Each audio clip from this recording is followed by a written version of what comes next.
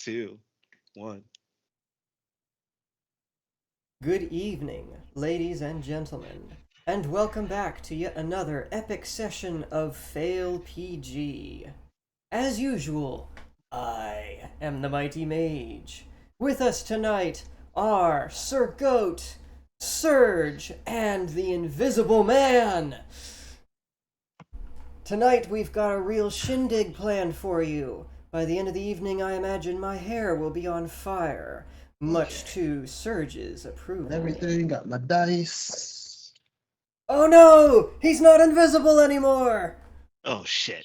The B-roll started and he just came back in time. Switching to go. Wait, What just happened? We started without you. Because reasons. Mostly because of trolls. Mostly. Okay, not mostly. Because of trolls. Let's be real. What It's are you always saying? because of trolls. Are there trolls on this channel? What are you talking about? What? Troll? This channel? No, not a troll or some trolls, just the trolls. Yeah, I can't argue with that. So, would you like to take it away, Sir Mighty Mage? Oh, let's see. For whom doth the bell toll? Oh, and by the way, ladies and gentlemen, I've been torturing Mr. Surge with poetry so far this evening, so you might expect some of that to get sprinkled in throughout the episode. You're welcome. Yeah, if he starts going off on certain stuff and I'm not in approval of it, or if my head starts to feel like it's going to explode, you may see me get up and walk away from the camera for a little bit. It's so I can hurl in the background and not on camera. That's all. That's all. I think we should start off with Ronnie, whom, as I recall, was having a lovely Having lunch lunch. break with her soon-to-be crew for dealing with bandits. Yeah, all but one, All but one. because he's a prissy little bitch.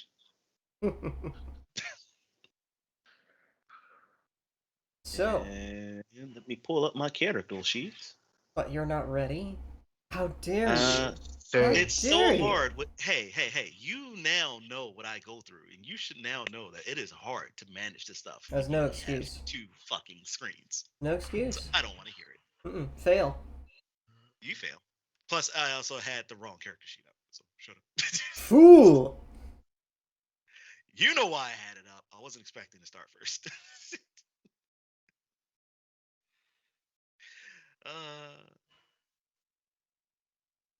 uh, Dwayne was his name, right? Huh? The prissy bitch. Delrin. Delrin. Oh, Del. I have to. And the other fella freshly recruited into your little gang is Kurt. Have Kurt. And y'all are chilling out in the tavern, having your cheese and bread and chicken and ale. It's quite an impressive meal for just a lunch. Unfortunately, you guys can't really spend a whole lot of time enjoying yourselves because it is just a lunch break, and Hal, Kurt, and Delrin go back on duty in, under an hour. And that's fine. But they're well fed, which is good. They were able to relax a little bit more so than usual. Also good for morale. The GM just sneezed his whole entire head off, which is great for me. Hopefully his brain will have fallen out of his head and he will have forgotten what he was planning. That assumes that I had a brain in there to begin with. I just assumed that you stole somebody's brain and was holding inside of yours for safe storage. I mean, I did steal someone's brain, but I wasn't keeping it in my head. I know from experience that that's not a very safe place for brains. Oh, well then. It appears you and I have learned something together. You're the reason I learned that lesson. I mean, what? So, Was there anything in particular that you wanted to do other than feed your men well before the battle? Read on poetry. Kick rocks. You can be young phallus. You know what? TV. Just for you. Roses are red, violets are blue. You're a petty light skin, and I hate you. That was already done before. Oh, I did use that one, didn't I? Come up with something different. Oh, okay, hold on. You failed. Hold on, I got you. Monday to Tuesday is always for you, running through the neighborhood. However, I hate your stupid beard, and I will be bashing you very clear. That's a nice haiku. But too many syllables, I think. I give it I get a 4 out of 10. Yeah, Yeah, Yeah. 3.5. 3.7. All right, well, Ronnie, you and your boys finish up with your meal, and That's better. they Now I can actually see my eyes. we don't want to see your eyes. I said I can see my eyes. I don't care what you want to see. Nobody wants to see his eyes. Not even him, but he's going to make us think that he does.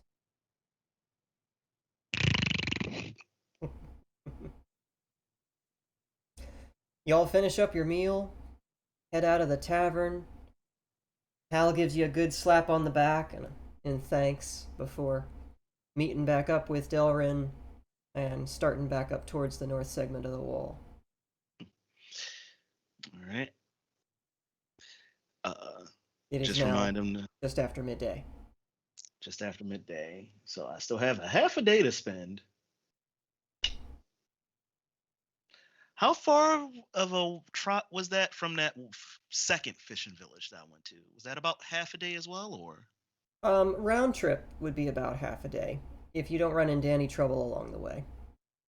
Okay. I got a promise to keep. I'm gonna go see Uncle Eric real quick. Okay. You head back over to the market district, and as usual, black smoke billowing out of the chimney, and the rhythmic clanking and clanging of hammer on anvil emanating from inside.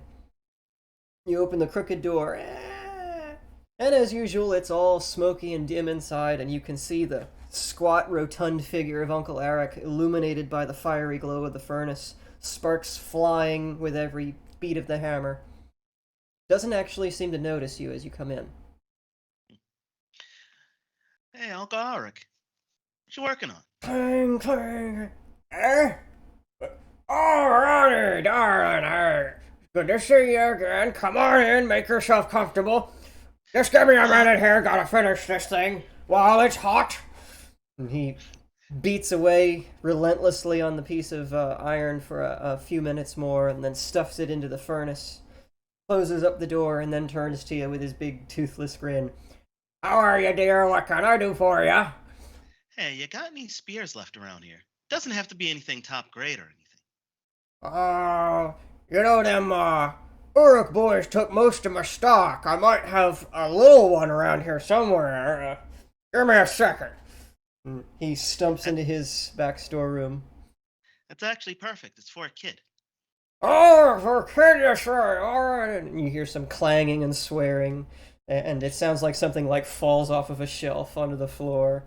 And then a moment later, he stumps out with, not exactly sure that you'd call it a spear, because it's like half the length.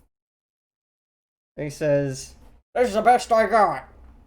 It's what the northern folks call a javelin, something like that. Meant for throwing, but for a kid, it'd probably make a decent enough spear." How much you willing to part with it? Oh, for this little thing, man, just 2 coppers. Done. Alrighty. You may add a javelin to your inventory. Oh, funny enough, that was all my copper that I had left. Oh, damn, you Oh completely yeah, broke? no.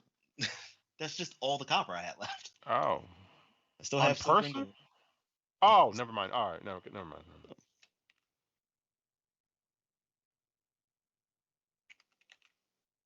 So, and while I'm thinking about it, because somebody reminded me that I still had this bear trap in my inventory. So I came up with an idea overnight, and now this is the time to see if this will be allowed. Hey, Uncle Arik, Yeah? could you do me a favor? Depends. What is it? I'm gonna reach out, pull the bear trap out. So you remember when I told you I had this stupid thing clamped onto my back for a little bit, right? Yeah? Came up with an interesting thought. You mind adding a chain link to this for me? A chain to that? Well, I suppose I could. What do you want to do with it? Turn it into a weapon. And Uncle Eric gives you this kind of sidelong look, like he's not completely sure if you're being serious or not.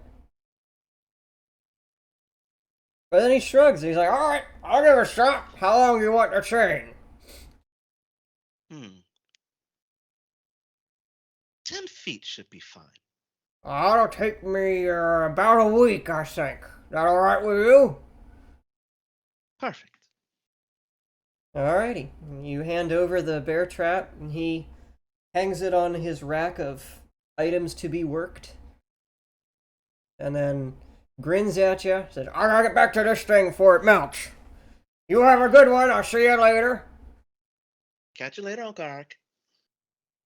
And I will march out and start heading up towards that second village with the javelin in hand to make this delivery. Okay.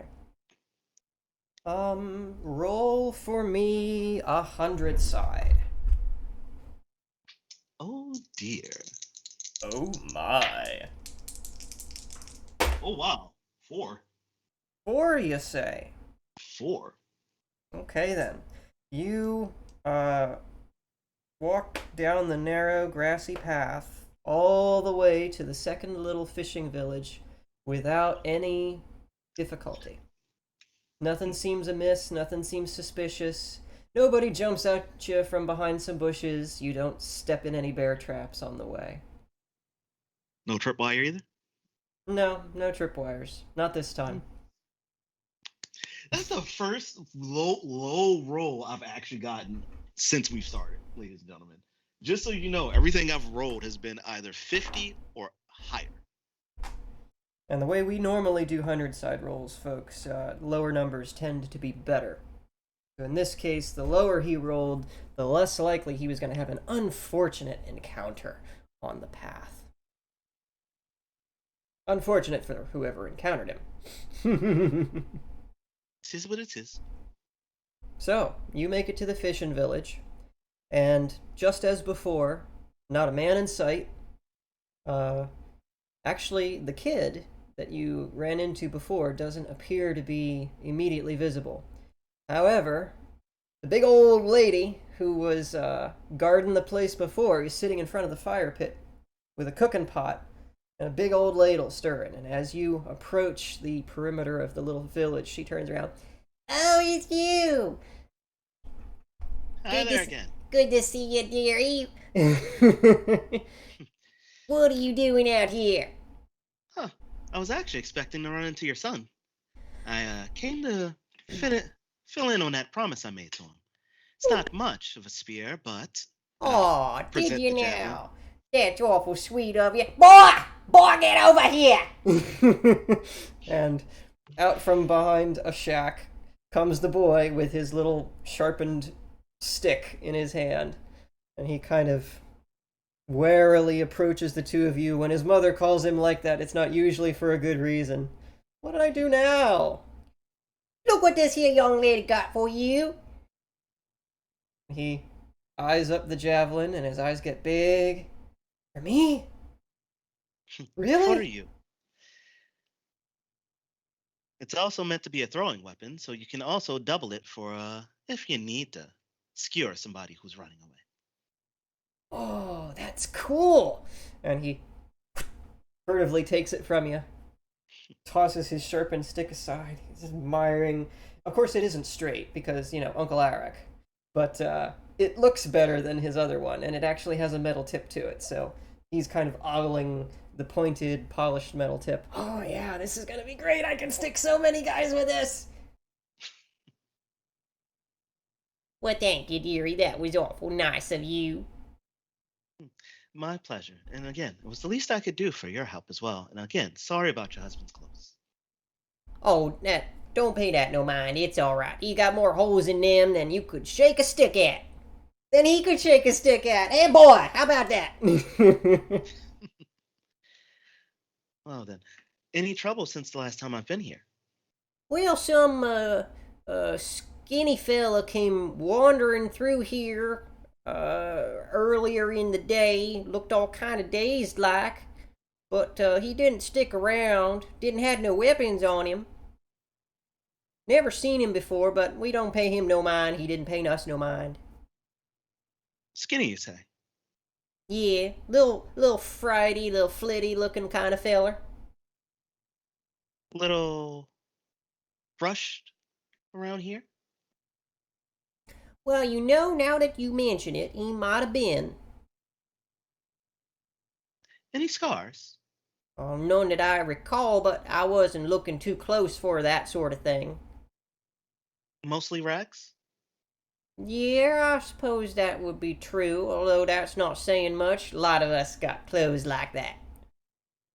But it's alright, we don't mind. Well, if he stops by again, maybe have your boy poke him if it's who I think it is. Description you gave me matched one of the bandits I took care of on the way back. Did it now? Well, if he happens to show back up here, we'll give him a nice welcome. All right then. Well, I won't be taking too much more of your time. I've got to get back. All right, dearie. Well, you take care and have fun catching them bandits. Will do. Hopefully next time I come up this way, I'll be able to bring somebody else with me. All right, well, I'll look forward to you coming back. And you too, won't you, boy? Boy! You wave goodbye now, don't you? You say thank you to this young lady. Thank you. I'll just walk over and just pat him on his head. Oh. Now, you be sure to protect everyone here while I'm away now. Of course I will. I'm looking forward to poking someone with this. I'll start making my way and I'll wave goodbye as I'm leaving. And they wave back Nice. at you and then turn back to their work. Although, I should say, the boy, as soon as he thinks you're out of eyesight, starts going, ha, ha, ha, ha, ha. Practice jabs. Adorable. Adorable.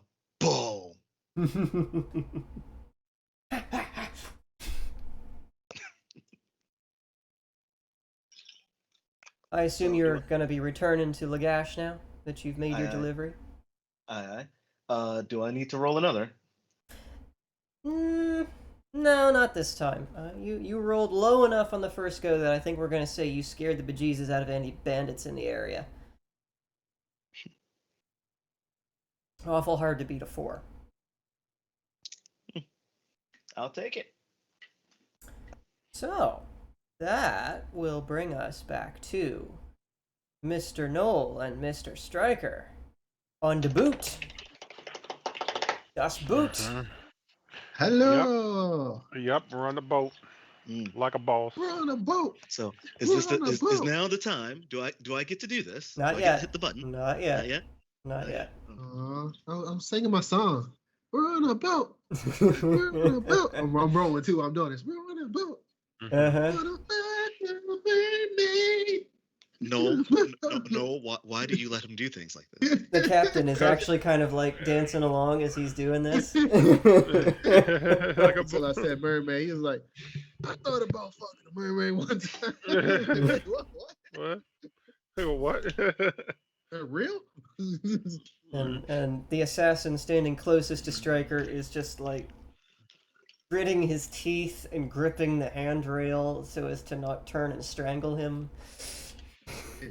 Question about the handrail he's gripping: is it slowly becoming brittle and cracking away? Not yet, but if he keeps it up, it might. But we're on a boat. Oh crap! All right, so remember where we left off was was talking to the captain. Mm-hmm. I'm rowing the boat. All the assassins are looking away, so they're not paying attention. Wasn't there another assassin rowing as well, if I remember correctly? Yep, and another one was rowing too. I don't think he was next to me though. I think Yeah, he was... the captain convinced one of them to go off and row, and he did. He was intimidated, as it were. So, how are we gonna do this, young Noel?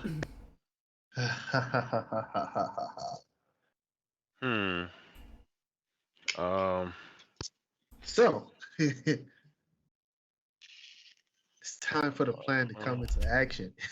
Already? Aren't we in the middle of the boat? Or what are we gonna escape? We ain't escaping. Hell no. I mean, they're still like close to shore, right? No. I mean, we got a long yeah. ways. We got a long way. Reasonably, like they're like 400 or 500 yards by now, and slowly making their way out to the middle of the river.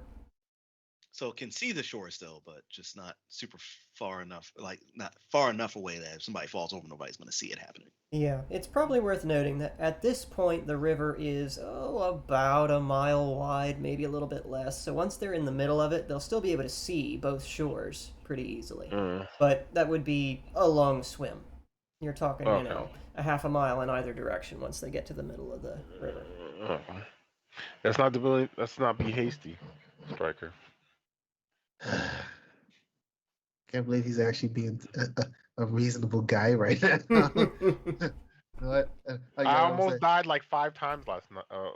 Go hide in a barrel. Oh wait, last couple days. You mean just the last 24 hours, right? Oh, before then too. Oh, poor Noel in a barrel. It would have worked if I rolled well, and that would have been like who's epic. that?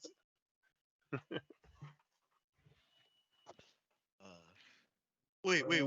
Now I have a question. What? Is this captain the same person who's noticed trying to sneak in the barrel? I don't think anybody ever took this into consideration. It was a porter, somebody loading and unloading a ship, who noticed. Oh, not an actual boat captain. Oh, okay. Fortunately for you. And porters don't remember faces anyway. So. Well, you don't know. You haven't met all of the crew of this boat yet. I'm sorry, I said anything. We're trying to figure out how we're gonna do this. By the time we're halfway, we're gonna get down to 5, get down to 4.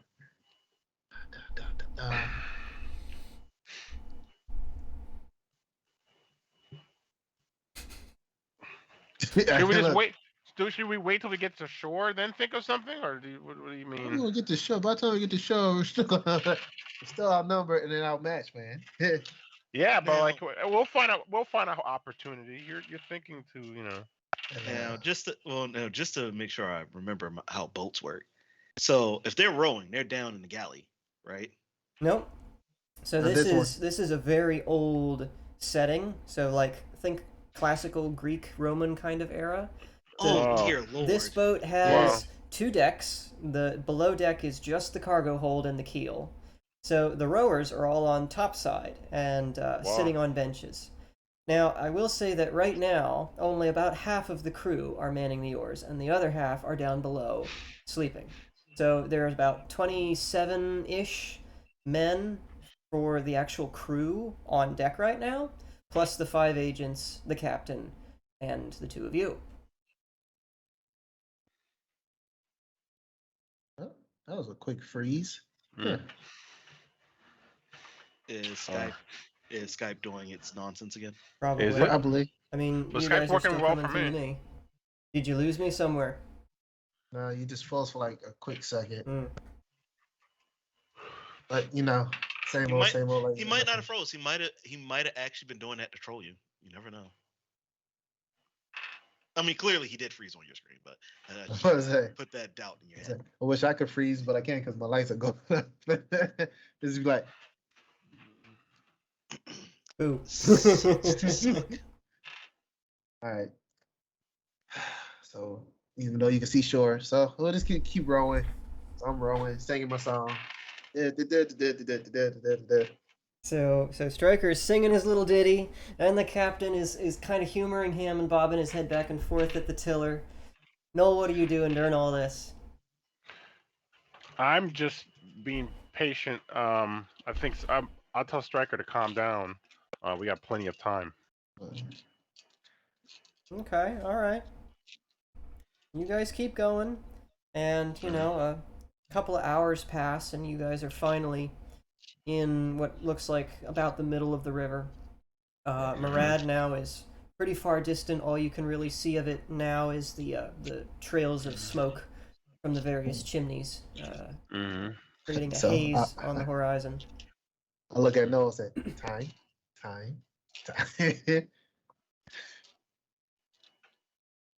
Time, yes. Time. No, yes. No, not yet, man. Not yet. Are you being the reasonable one just because you almost died? Well, I haven't found the hole yet. Well, I go like this. I talk like, no, come here real quick. Let me talk to you. So I talk to him like, look.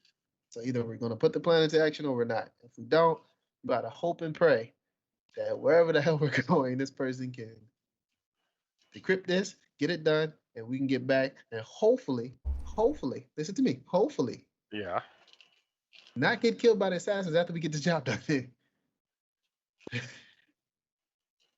Because the guy will hire us, but oh come on, you didn't think they're gonna do okey doke and kill us anyway? Come on, you think I thought of that? right. But just be patient. Accidents happen, and they can go back with the stuff without us. I'm just saying. I mean, we'll find something. Don't worry about it. And I'd be like, God damn, I wish we had a big barbarian woman here with us. And I was like, then I go like, she's more reckless than I am. That's what I sit there and think about. I was like, we'll probably be dead by this stuff. Yeah, probably. She's more sensible than you. You probably would have had less issues. Please. No, whatever. We probably would have been dead. But would Ronnie have tried to hide in a barrel? No. And then we would have missed that. Hey, listen. I was a couple bad rolls. Ronnie would have just walked up to the porter and said, "Excuse me, sir, but you wouldn't happen to have a place where I could borrow some spare clothes?" And as opposed to, "I'm gonna jump in this barrel." At the time, it was probably not the sensible option to do, but he worked what he had. Let's see here. Now you've gone and done it. Stryker and Noel, roll 100 sides for me. Okay. God damn. Where's my 100? Where's my 100 side? The lower the better, right? That's right. Lower the better. I got 11. Ooh. Hold on. Where's my 100 side? Okay.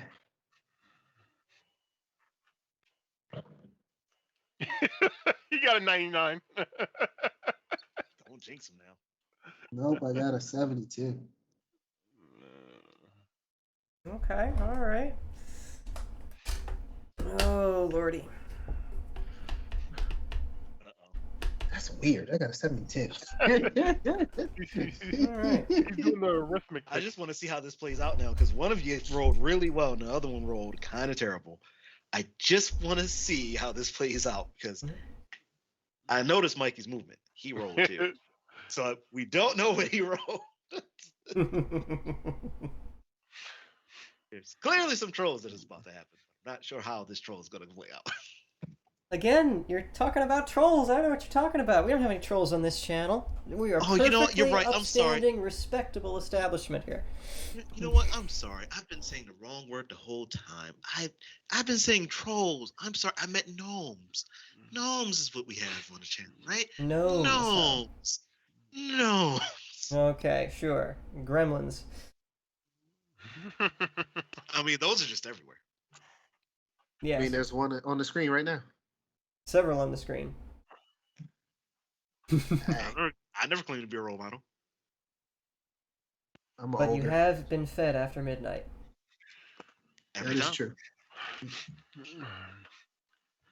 Alrighty. Well, boys, you gonna, continue to bide your time, or are you gonna do something? Okay, fine. Hold on. I'm gonna roll a dice. Hey, what's the plan, Striker? 1, 2, 3. You put the plan into action. 4, 6. We just Wait, buy can I a see time. that? Can I see the assassin diagram again, please? You want to see the map? Oh, yeah, the map, please. Oh, I suppose we can do that. Should I display this? Yeah, go ahead and show Yes. it. This is the fancy new thing that we've implemented, ladies and gentlemen. Hopefully you'll like it. The GM's a pretty good artist. Only for inanimate things. Better than me. Better than me. I've only ever seen you draw stick people, though. I drew something before. It was a long time ago, but I drew before. This is a stick figure of a boat. See its little stick legs?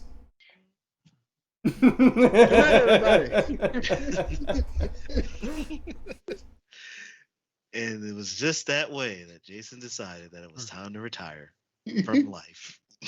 Mm-hmm. Yeah. Yeah. All right. So yeah, I'm gonna roll. Oh, you probably he want me lucky. to share my screen, don't you? Probably make this Okay. easier.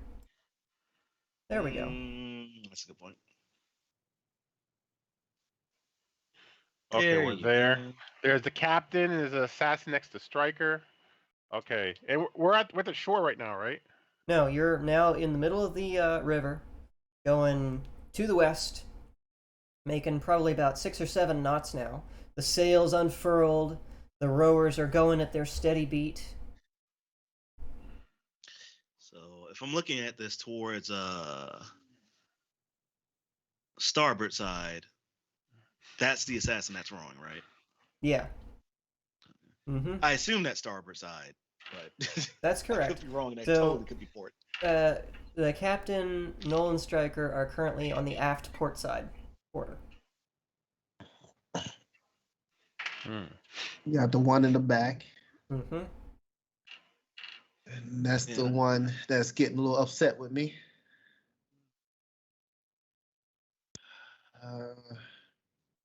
See if I get up, the one that's technically next to me would be suspicious.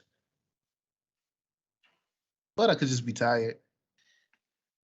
Well, I mean, but if he you got lucky.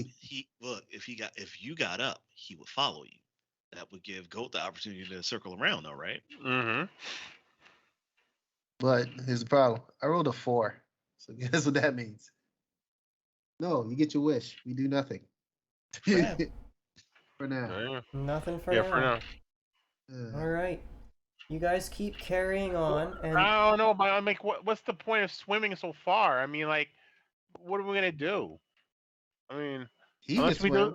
do, unless we can do some like Metal Gear Solid stuff and like, lure one assassin down and then take care of him and then slowly take them out one by one without the one noticing. I'm not giving you any Have fun. ideas. I'm not giving you ideas. Wink, Look, wink. I No, have no. luck at talking. Me and fighting, don't get in there. You have the luck for fighting. I have the luck for talking. Yeah, but I wish we had like a rogue on our team. I'm a You warrior. see how your Metal Gear Solid Don't works? you wish Deus was in this campaign with you? Right? you had a rogue Right. with you. You let her get captured and beat to a pulp. Bro, I didn't do that. That ain't my fault. Yeah, that's all If I Striker. mute my mic, there's a reason why, people. Striker, I'm gonna need Yes. you to roll a 12 side for a Constitution check to see if you can continue rowing for multiple hours or if you're exhausted now. 5. Yeah, you guys are able to make good time for about another hour, and then it's just too much for you. It's hot, it's sticky, you're exhausted, you just kind of slump over the oar, panting. You're definitely not made out for shipboard work. Need a little bit of training in that regard. Yep. And the captain kind of spots that you're flagging, and he said, "Oi, you all right there, bud?" Captain, I'm gonna keep going. I'm gonna try. No. You don't need to do that. My boys will take care of it for you. You just have a nice little breather there. Don't you worry, we'll still get you there up to Kish in time. Thank you, Captain. You're a kind man. You're a kind man. You Yeah, want me to you're. keep the battle map up, or should I just go ahead and switch back? Well, Nolan Striker, roll your 100 sides again. Oh, again? Oh, Come on. sounds like you're keeping this up then. Also, wait. Can I ask a question? Hmm? If he's flagging, what about the assassin? Is the assassin flagging? Oh, the assassin like petered out hours ago, and he's like flat on the deck. I got a 54. Okay.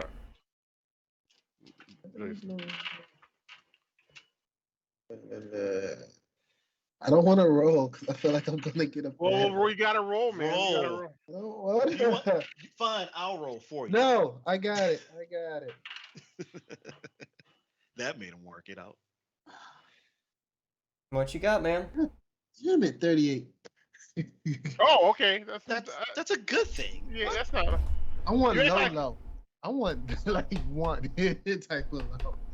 Please, look, me getting a 4 was fucking rare. Okay, like that's getting double zeros in a single digit is a very rare thing on a 100 side. You need to understand. I know. Actually, the fact that the one day that Noel here rolled a perfect 100 was super rare. That I barely ever see that happen. Yep. Wait. What is it? 100 terrible? Was it 100 or was it 0? I thought it was 0. Yeah, that means that When it's all 0 zeros. Yeah. Yeah, if it's 1 0 0, that's 100, right? No, that's just one. That's just 1. Yeah. I mean, it doesn't really matter how you cut it. The dice go from 0 to 90 on the 10 side and from 0 to 9 on the 1 side. So you get zeros across the board, and 99 is your maximum numbers, and you can interpret that how you want. I tend to think of all zeros across the board as 0. Yeah, I've seen some people interpret it as 100. So I've never really been super sure about it, to be fair, but I don't think it So, particularly We'll matters. just say 0 to 99. I just say it's still not perfect because it's not 69. All right. What about 8? Just say. 8's okay in some situations, but you'll want a 69. 69 is the perfect number. Period. But Christian, it's an 8. Don't be dissing my favorite number. I mean, I get what you're trying to say. It's technically infinity, but it's got a 0 in front of it, so it doesn't count as actually. But it just keeps all these things make a circle. All these things do make a circle. All these squares make a circle. Mr. Popo. Wow, geometrical shapes make an organic shape. This is the random episode. Yeah, people. that's Very much is. that is Dragon Ball to a fault. Look at the tournament. Look at the tournament ring, and then go look up the lookout. The lookout. Yeah, all the tiles are all squares, but for some reason it somehow all makes a circle every What do time. you mean? They do that in masonry all the time. They cut it. They have like a nice you usually water cut it, and they edit the outer Then they tile. Yeah, become but at least- contractors. But at least in real life, there's Yeah. actual like cut angles and stuff, so it makes sense. Yeah. Go back and look at Dragon Ball. Lookout. There's no cut angles. It's just Nope. straight squares. Yep. Uh, Hmm. All right. So what happened? So what did the rolls do, young mighty mage? Well, Striker, as you kind of lean back a little bit and rest the oar in your lap and take your breather. You hear, Serpent! Serpent! Serpent off the port bow! And all at once, the deck just goes alive in a frenzy. The captain stumbles up and he's like, secure those lines! Bring those oars in! And all hands on deck! And the assassins are looking around like, what the hell's going on? And all the other crew who were sleeping down below start pouring up out of the hatches from below decks, many of them armed with spears or crossbows, and the ones along the side of the boat are grabbing extra weapons from their buddies emerging from the hold. The captain dashes into his cabin and disappears, and at that moment, gentlemen, you see, if you look over the port side of the ship, you see a trail of bubbles approaching the ship from the front and the left side, closing frighteningly rapidly on your position. So, couple things that just popped in my mind. One, he said this is an old Greek design, so that means no cannons. No, whoa, No cannons. No. Oh, and two, you guys are port side. That thing's port side. So who's going overboard first? Yeah, one of the assassins. That's who's going on first.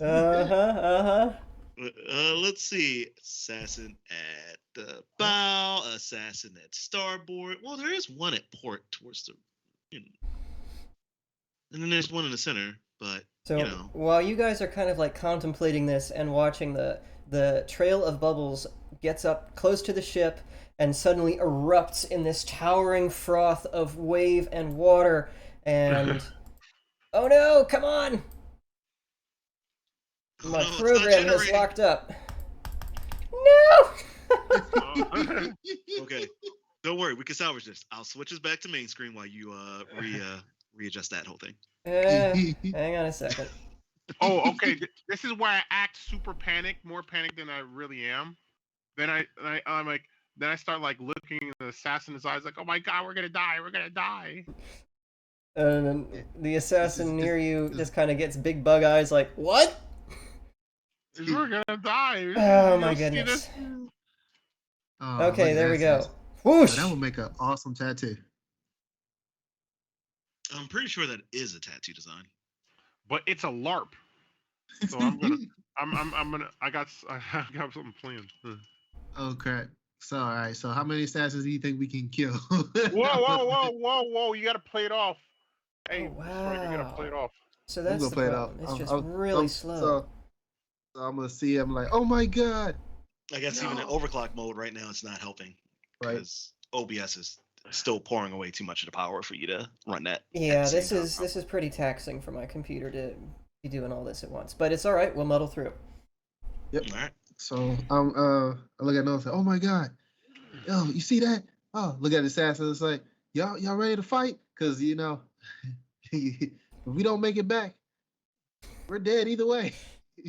As you're kind of like saying that, the creature like bursts up out of the water and grabs on to the prow of the ship with two disgusting huge claws and growls and screeches at you, and it actually just right off the bat knocks one of the agents like clear across the deck, or at least it would if my frickin' mouse would cooperate here. Oh, this is going to be so disappointing if we can't actually do this the way I wanted. Let's try something a little different. As soon as I find out which one, I can tell you how this plan is going to work. Yeah. Give me a second here. I'm going to try sharing something a little differently. There we go. That's better. All right. Now we can actually work with stuff. Oh, yeah. And this poor fella just gets smacked and is flung halfway across the ship to about there. And let me see here. That's that. So he got flung across. He got flung across. And And oof. the guy and that next hurt. to me. How I'm much next- damage did he take? I, a lot. Oh, jeez. Is he about dead? Almost. Oh, man. Okay. We might make it out here at least with 2 people gone. So And the captain starts screaming, and like he emerges from the cabin. He's got a cutlass on each hip, a big ass crossbow in his hands, his flamboyant hat on his head now, and he's just like screaming at his men to engage this sea monster. And Noel and Stryker, I'm gonna need you now to roll 20 sides for initiative. Okay. I was saying I'm about to do something. Oh, I almost rolled a. Okay. Almost on the 12. My bad. Wait. Can I roll initiative for the ship crew? Oh, come on, man! I only rolled a 3. All right, Billy, you gotta roll something good, man. You gotta roll something good. I rolled a 12. Oh, well, That's that's pretty decent. that's decent. It's better than my shit. All right. Stryker got a 12. Noel got a 3. Poor Noel. Poor Noel. What is this? What else we got I here? don't know. Can I roll for the ship crew? Does the ship crew get a The chance? ship crew does not get a chance for initiative. That's way too many NPCs for me to keep track of here. I was gonna say. I was gonna say I just control them for you. Because there's something I want to do while this One is roll for all of them to shoot and yell. Because I was gonna try to do something instead of doing the whole round by as soon as he hits the thing, the guy goes backwards. All the crew's running out. I was gonna try to grab the assassin that's right next to me. It's like, oh my god, and try to fling him. All right. So let me guess, you're rolling the assassins, the serpent, and the captain, I assume? Yeah. Hey, look at that. I've in your head. So, before you can do that, Stryker, it is actually going to be the lead assassin, who is the one closest to you, who gets to move first. And he is actually going to like slowly back away from the port side of the ship. Oh, you fucking asshole. Like, I want no parts of this bullshit. This is not what I signed up for. I'm getting the heck out of here. Which I could stumble all the way to the other side of the guy. Like, oh my god. Yeah. And it actually and quote unquote accidentally push him off. Well, there's a couple more guys in the turn order here. So the guy on the stern is going to run up to see what the hell's going on, but he's going to stop just short of Noel here because he sees that thing and he's kind of thinking the same thing his boss is thinking. I didn't sign up for this. Let's see. Wait, I think an accident's what gonna to do. happen. I think an accident. You know what to do. And now, Stryker, it is your move. God damn it, the guy moved to the other side. So I look at Noah, I'm like, no, you know what to do. Because I turn around, look at him, and I see the guy behind him. Say, And I nod to him. I nod to him when I'm saying words. I go, All right. and then I tried to move a little bit away, just so he doesn't, be suspicious. Where are you moving to, sir? A little bit closer to the captain, because he got the big, the big thing. You're moving over here. All right. Just a little bit over. And a reminder Support Archer. that Plus, I'm blocking the view too. you do have your old gear back, so that should include your bow. Yep. It's drawn and ready, but that's why I moved a little bit closer so I can block the view from Noel, because you see where he's sitting at. Blocking the lead's view. Yeah. There. Yeah. I think plane it's is safe to big. say everybody's eyes are on the serpent right now, but that's not a bad move to make. Hey, And you about never this That's time. actually probably the smartest thing I've seen him do all this time. know. Boy, shut up. I can do smart things. I'm smartest. Let's see, we gotta do this first. Can you? Gotta do this first. I'm intelligent. That is not even remotely close. So, at this point, you see about a dozen of the crew crouch down behind their rowing benches, raise crossbows or short bows or whatever they have ready to throw, and just let loose on this sea serpent. And to your dismay and astonishment, every single bolt hits the thing and bounces off. Oh no, they didn't have white sharpness. That's a Monster Hunter reference for those kids out there who have. Let's For those see who here. do play Monster Hunter, you know exactly the nightmare I'm talking about. Oh yeah. In some cases, you need beyond white sharpness. You need purple. The seeing the ineffective attack from the various sailors, the other assassins are also going to like move the heck back away from this thing. And now, Mr. Knoll, it is your turn. Oh, I walk up to the assassin. He's like, "What are we gonna get?" Like, I look at him like scared. Like, what are we gonna do? What are we gonna do? And he looks at you like, I don't know. What do you do against something like that? Wait, hold on to me. Wait, what? Man, we need stability, man. We need like just hold on. Roll 12 side for persuasion to see if he buys that. I mean, the boat is rocking, so you know what? I'll give you advantage on it. Okay. 11. There you go. That's good enough. You don't even need to roll again for that one. As you're saying that, like, the boat shudders as the beast is, like, clawing at the bow, and he, like, stumbles forward and grabs you. Now what? Then I'm like, oh shoot! I act like I'm like losing balance, but I'm not, and I kind of like push him off the edge. I'm like, oh shoot! I'm assuming this has got to be a strength check. It is. I'm debating whether I want to give you advantage on it or not, because he's freaked out and off balance, and you've deceived him. Yeah, I will. Two 12 sides, take the higher. I was going to say, do you want the coin gods to decide? No, I think that's good enough rationale. Give me a strength check, Noel. You've got advantage. I got a 10. A 10, alright. What's the next one? Wait. You get to roll you're twice. Rolling with advantage, buddy. You're rolling with advantage. Oh, so I roll again? Yeah, roll twice and take the higher of the two. I got a 4, so it's a 10. Okay. That was against that fella. Oh, you're lucky. You're lucky. That worked out all right for you.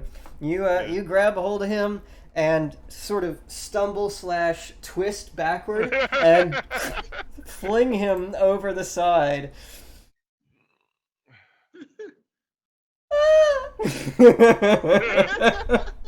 And he's now in the drink, screaming his head off. Quick, play it off. Play it off. Oh my god, he fell off! He fell off! Oh, man. I turn around and look like, what? And let's see. This guy who was flat on his face on the deck, passed out, wakes up with all the commotion, sees what's going on, and, He panics and jumps off. I was just thinking about that. I was going to say either that or he faints again. We're gonna do a willpower check on this guy.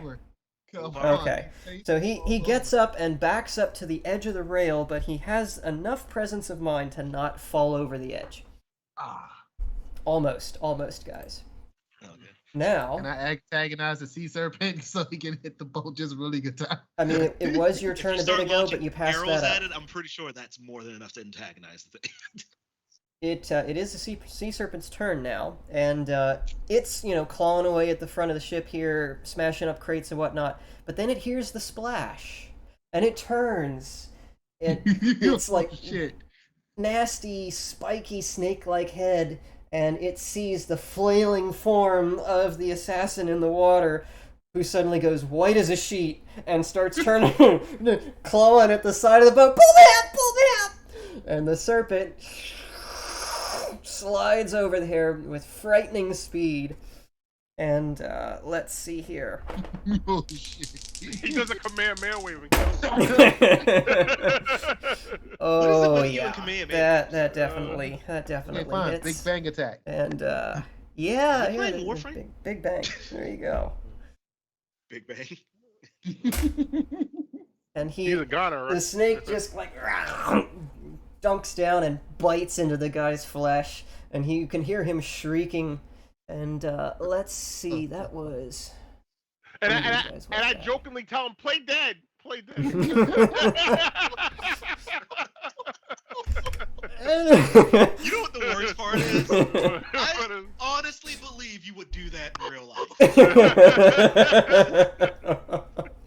He fell! Oh god, he's getting eaten by the sea serpent. Play dead. Play dead. Never mind. You are dead. Whatever. This RPG just got really, really, Oh, really man. dark. That is so weird. Hey, this is the best part. Oh crap, y'all can't. I feel like I'm about to cry. Well, he's not dead, and he's too busy screaming his head off to effectively play dead. The lead assassin is kind of watching all this, and he very calmly steps out so that you're no longer blocking his path, Striker.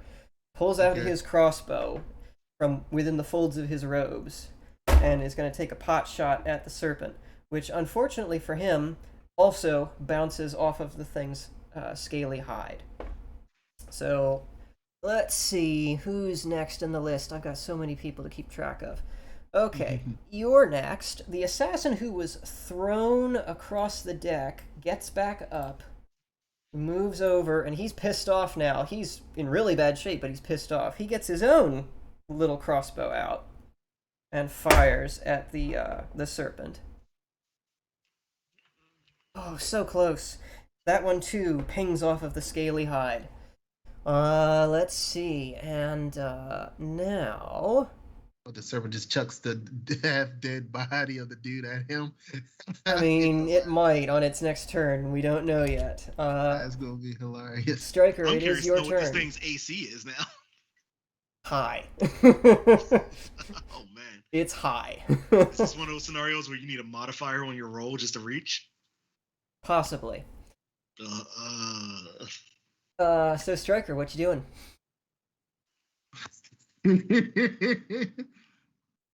You know what? Just to act like I'm trying to help, take my bow out. And this time I'm not going to try to aim for him. I'm actually going to aim badly and try to fire Who are you aiming at? at the oh no. Instead of like, see, I'm gonna aim at the serpent, but I'm actually gonna try to hit the other assassin by accident. Wink, wink. All right. Wink, wink. Roll 20 side.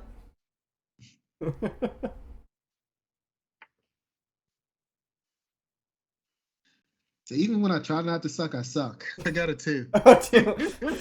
Yeah, you completely miss the both of them, and your arrow flies far to the right. Eh, either way, at least it looked like I'm trying. Mhm. So it kind of wins. Kind of thing. It's because the boat is rocking. You know, jeez. I will go with the I'm freaking out thing. Yeah, that too. Okay, That's well, probably more believable. Then I slap myself in the face like, but next time I'm gonna get it. I'm gonna get it next time. And just look at the other guy. I'm gonna get it next time. it would help if I had the correct layer selected when I try to do this. Maybe. And the captain is gonna dash out over here to just in front of the hatch to below decks. I like the And, captain's mustache. yes, twirling his mustache. And he pulls out his ranged weaponry and hauls back and lets loose. And around about the same time, most of the crew go down on one knee, pull out their crossbows, and loose as well. And the captain's bolt and one other crewman's bolt strike their target true. But unfortunately, the sea serpent acts as if it doesn't even really notice. The Oh, bolts he's one hungry boy. pierced its armor for sure, but the took damage 1 dealt HP. is rather pitiful. Didn't even break the top layer. God. Let's see, who's next? The lieutenant, who doesn't have any ranged weapons and is not getting anywhere near that nonsense. Aha, one of the assassins is going to attempt another shot. That's still not enough. So, Noel, old buddy, old pal, old friend, Mhm. it is now your Move. move. And, You are staring at this sea serpent as it is viciously tearing into the assassin you just threw overboard. Right in front of you. I'm like, I go, oh my god, and I start running around the ship like a headless chicken, and like, cause I'm so scared. Well, like, you know, in a like a kind of fake way. Where are you I'm going? like, oh my god. Oh, well, I'm right there. So I guess I run like towards the middle of the ship and say, Captain, somebody, man overboard. And he's like, he's being like, he's being turned into sushi by that by that sea monster. Aye, I see that. I love the captain's nonchalantness about that. Wouldn't be the first time I've seen that before. Probably isn't. And I look at him in the eye like an idiot, and I say, "You think you'll make it?"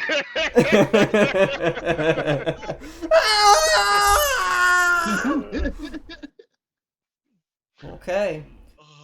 We come back to the sea serpent, who is just having a grand old time. I'll be back, gentlemen. I'll be back. I think he died. Yeah. I think he died a little bit. Yep. And so he basically stoops down and scoops up the assassin in his mouth and hauls back and just starts shaking him. And eventually the poor guy just gets torn in half, and one half sails over the boat and lands in the water on the other side. And then the sea serpent devours the remaining half and then turns its attention to Noel, who is the closest person now on the ship. Wow. But fortunately for you, that will conclude his turn. So you may yet have a chance to get the heck away. The lead assassin is going to attempt to kill this thing once more. Woo, and that time he manages it. That was a really good shot for him. Oh goodness, and I've got to keep track of what all he's got here. It's a 8, that's right, he's got a big crossbow. He's got a big crossbow. You talking about the captain, right? No, it's the lead assassin. Above you. He's the next one in the turn order. So that's that. So that. Okay. Very good. So he looses a heavy bolt from his crossbow, and it slams into the serpent's neck, and the serpent actually recoils and shrieks at the impact. And you can see a little spurt of greenish blood erupt from the wound, and it kind of like waves its head back and forth and snarls and fixes its gaze on the lead assassin, who has now drawn the most blood from it. Let's see. Oh, Yeah, this you gotta guy's count the way, toast. That guy's toast. That guy is going to take another shot at it as well. And that is not enough. So, Assassin Boy towards the prow of the ship takes another shot, but it bounces off of the armored hide. So, Striker, it is your turn. So what I'm gonna do is run behind the lead assassin. I was like, "Yeah, you go get him." Okay. Look, any way to get rid of his ass, because I don't like him, he doesn't like me. So look, we're gonna try to get rid of him. All right, you're gonna run behind him. Yep. Okay, that's about as behind him as you can get. Yeah, that's fine. Okay. Is that it? And I'm gonna start talking to him, saying, "Man, you did a great shot. You're so brave." Shut up and help us kill this thing. All right, so I run over there, and then I'm gonna take another shot. I was like, "Hey, can I borrow one of your bows? It seems like yours is stronger." You know that his crossbow bolts are like this big, whereas the arrows for your bow are like this big. It won't fit. I can shoot anything. The guy Won't just be accurate. kind of turns and looks at you like you've lost your mind. I'm sorry, I'm just so freaked out right now. So then I Shoot pull out another it! bow. All right, fine. I take out another bow, and I actually try to aim for it this time. Okay. And I go. Roll your 20 side, sir. What you got? Really? Again? That doesn't sound good. Oh no, never mind. Hold on. The light. I had to look in the light. Nope. This time I got a 19. 19. With your bonus, Wow, that's good job. 22. That is just enough. So you loose, and it does manage to strike the serpent. What have you got? I forget. What's your yours is a short bow, right? I think that's what you had. Hunting bow. I think it is a short bow. Yeah, that would have been a short bow. Yep. So that's a D6, sir. A D6 plus 3, because you've got a plus 3 modifier. Of course, 1, so that's 4. All right, 4 damage. That's not bad. It pierces the serpent's neck, not too far from where the lead assassin shot it, and again it screams and flings its head back and forth, and now it's like laser focused on the two of you guys, who so far have been the only ones to do serious damage. I mean, you could give the other guy a shove forward, make him a little bit closer. Just saying. I'm like, I would do that too. Can I do that? I'm gonna push his ass forward. Like, I'm gonna make you roll a 12 side to see if you've got the dexterity to do that after taking the shot. That's fine with me. There's my 12. All right, boom. Apparently not, because that was a 1. Yeah, you kind of give the guy a slap on the back, and he kind of leans forward a little bit and then stands up. Yeah, I Don't did do it. that! It's like, yeah, I did it. You seen it? Yes, I saw. Shut up. Let's kill this thing. Oh goodness, who's left? That means, really and truly, it's gonna be up to you, Noel. Get on to the other side of Oh him. no, I'm sorry. The crew gets to take another shot. Crew's next in order. Get behind the assassin. Get the other side. Well, unfortunately, the crew, including the captain, all wind up, and looks like, yeah, none of them are able to pierce the armored hide. All of their shots bounce off. So it is now your turn, Mr. Knoll. Let me see what weapons I have. Well, nothing I can do can hurt that thing. I have no ranged weapons.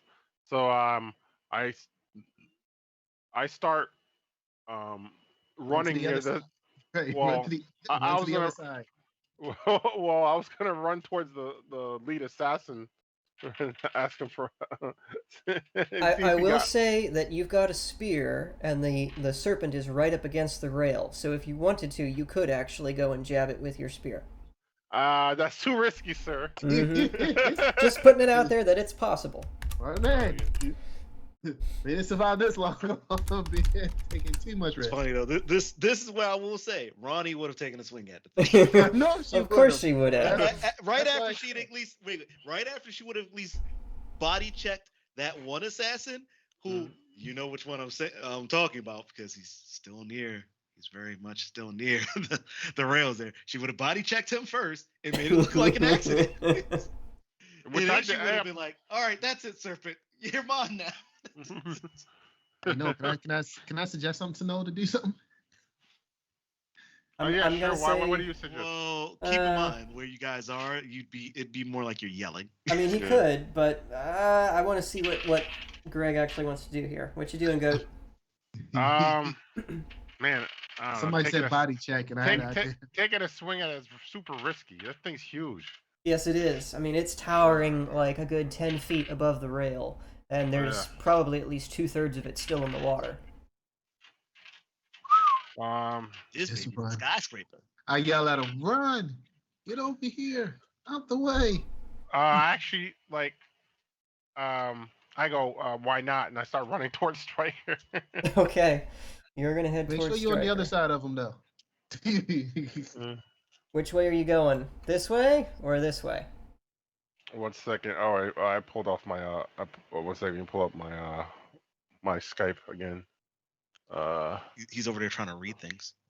Over So here. What was here. it? On the left side of the assassin. Well, his right.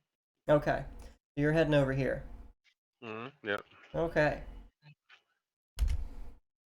Let's see, and then the last assassin in line is that fella who's got his own crossbow and is going to take a pot shot at the serpent. The one in the middle. Wow, and he actually manages to hit the target for once. Ooh, cool. And what's he got? That's one of those things. Right. Oh, wow. 1 whole point. He's Wow, so that's amazing. strong. That must have been That must have been a foresight. This So, must be the one.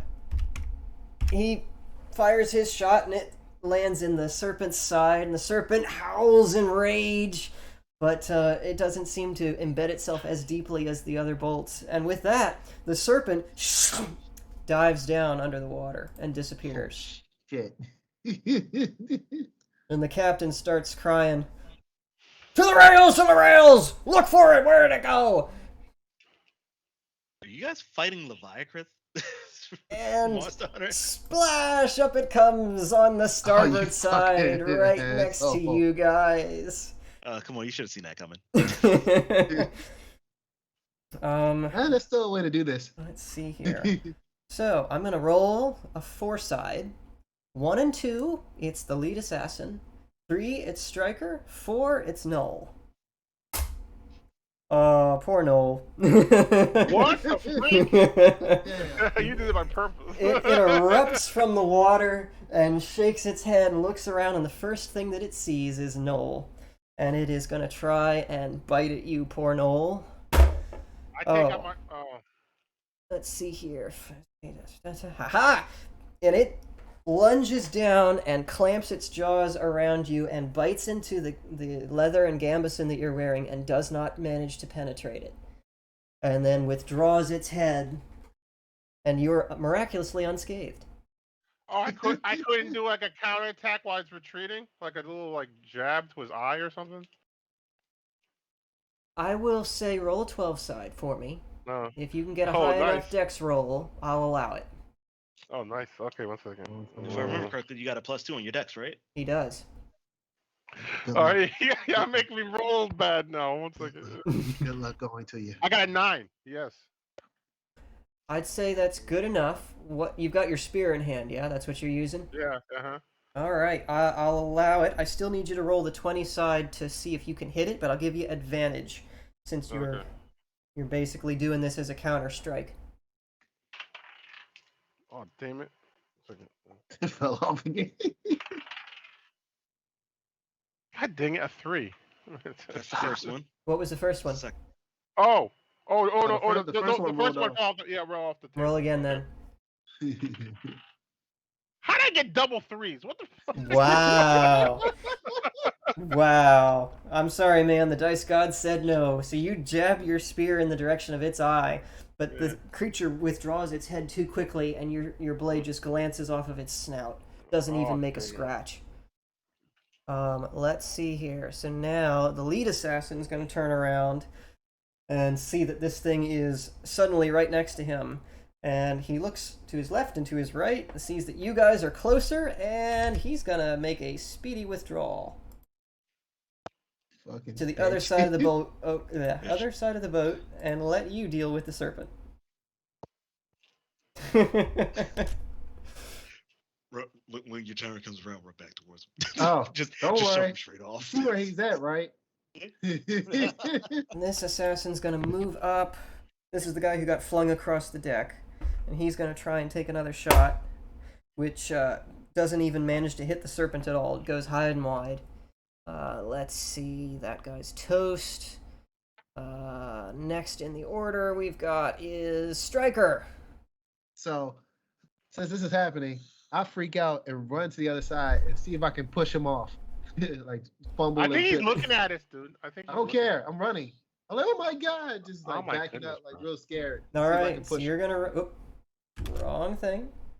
Give me... So, like I'm This- running towards. I'm like, oh my god, like real scared. See if I can just like Shove him off, huh? accidentally shove him off. All right. Like try to give grab me, him like I'm about to fall. Give me a 12 for strength. Oh, of course it rolls off. You fucking asshole. It probably was gonna be a good one now. Watch him be bullshit, you know what?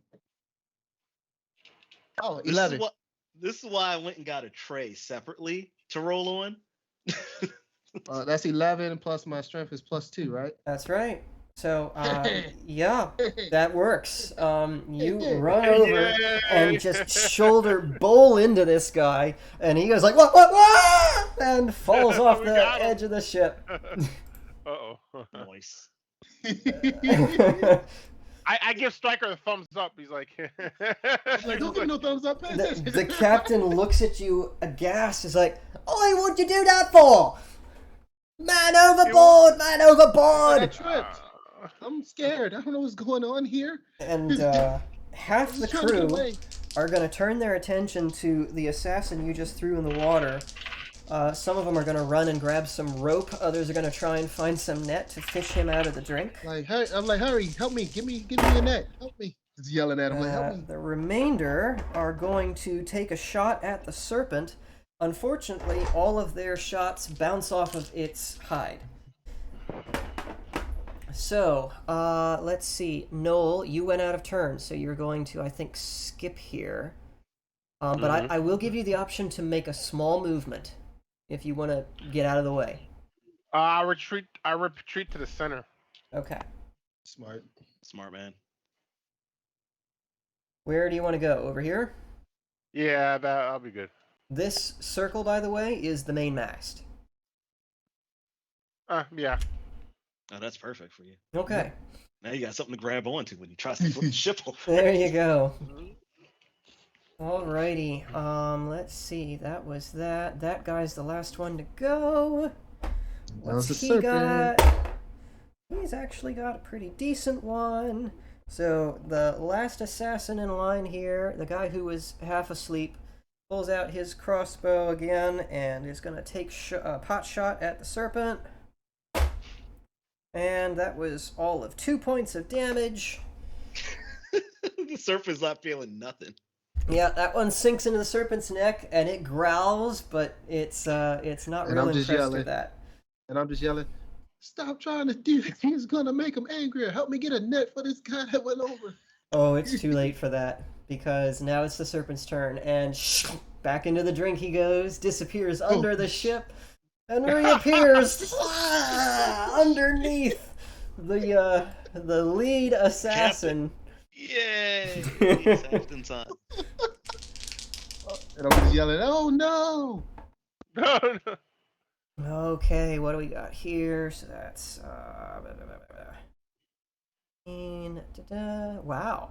And the serpent actually closes its jaws around the lead assassin, but the lead assassin like flails wildly and actually manages to wriggle out of his cape and slip out of the creature's jaws just as they slam shut.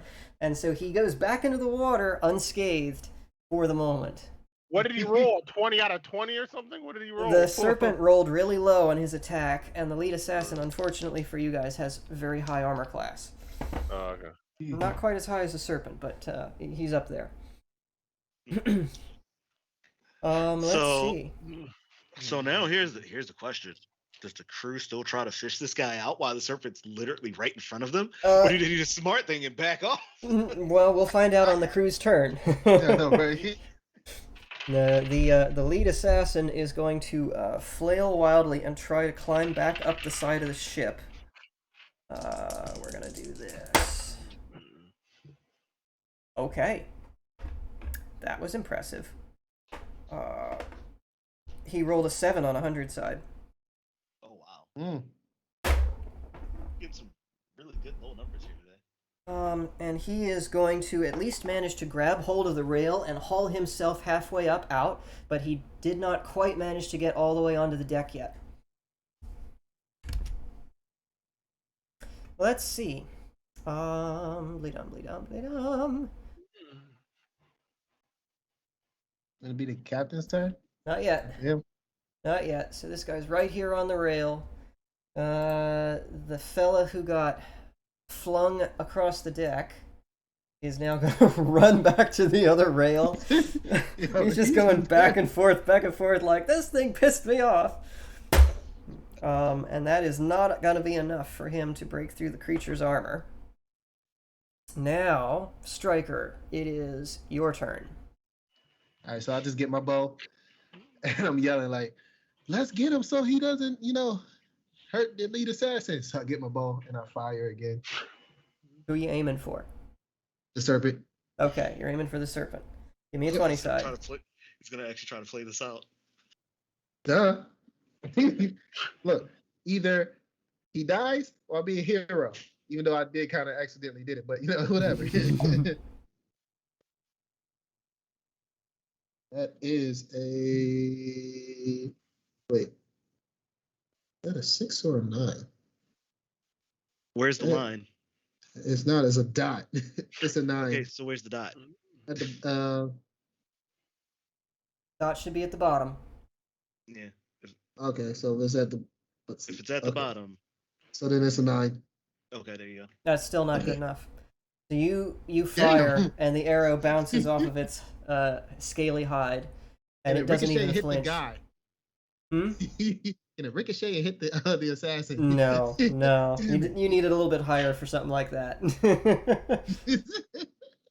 Wait, would you have actually caused that to happen on a higher roll instead of a lower? If he'd suggested it, and he'd gotten a really high roll, but not enough to breach the serpent's armor, I would have entertained the idea.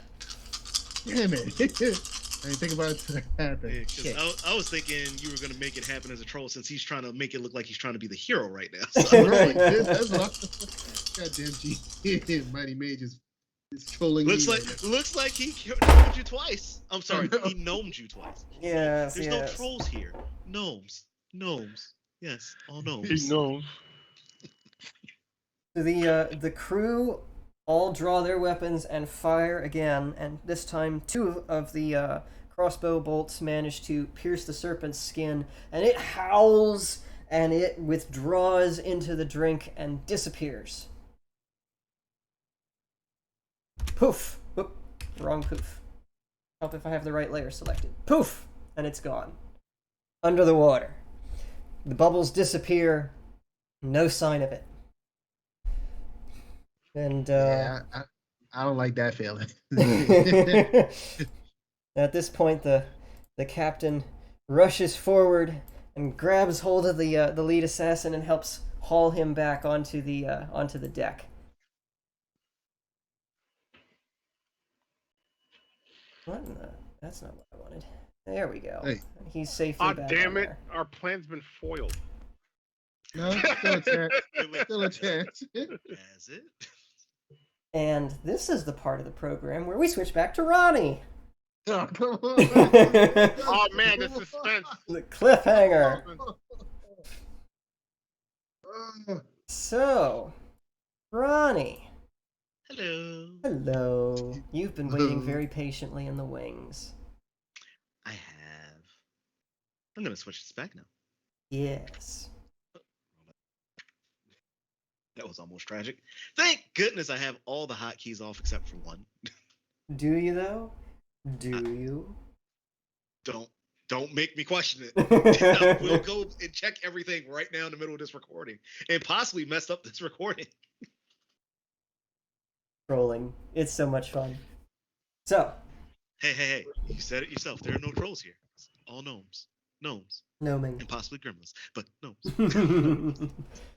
So, Ronnie, you made it back to Lagash after your little delivery.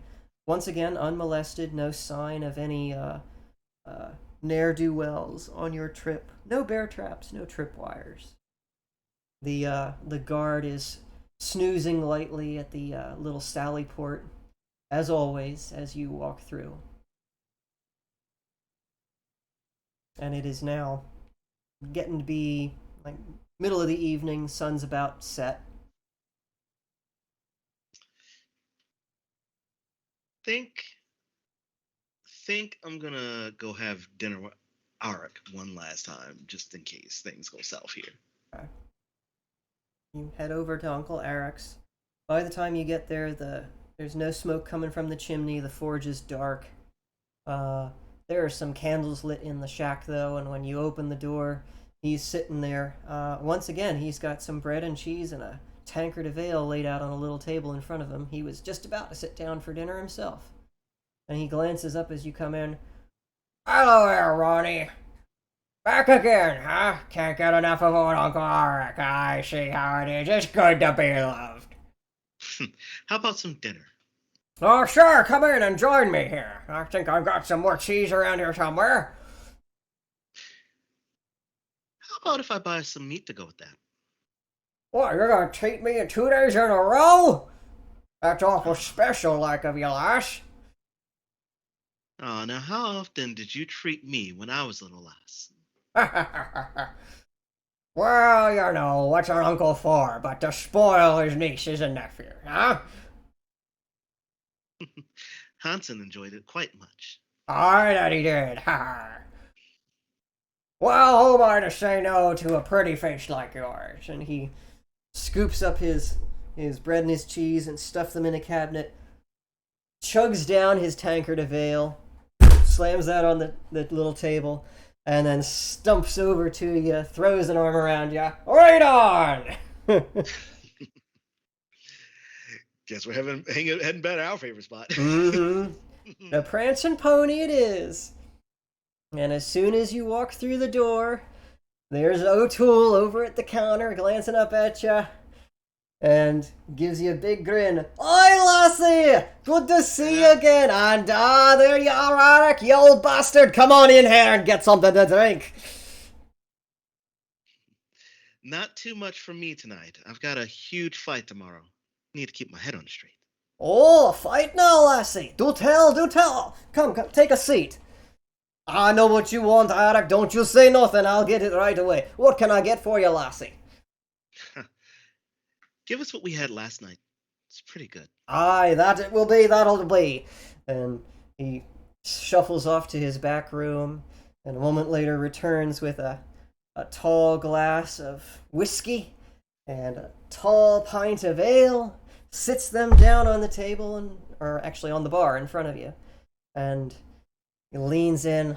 Right, now, while the cook's working on the meat for you, tell us about this big fight you're having. Gonna be a grand old time, is it, eh?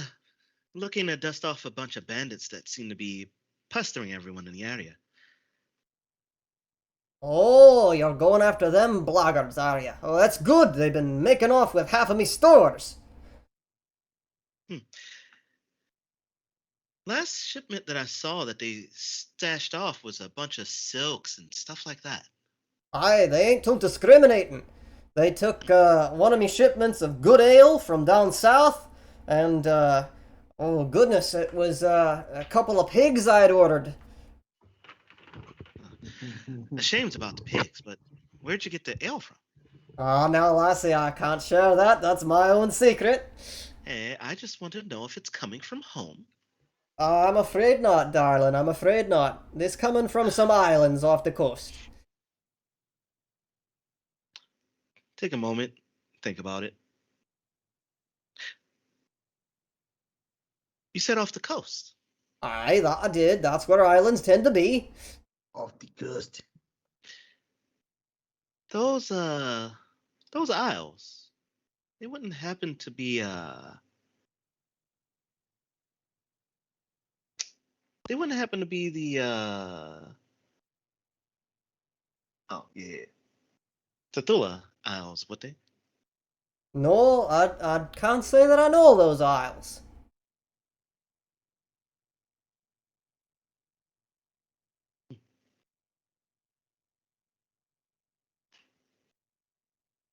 Just was wondering. Why, something special about those isles? Maybe.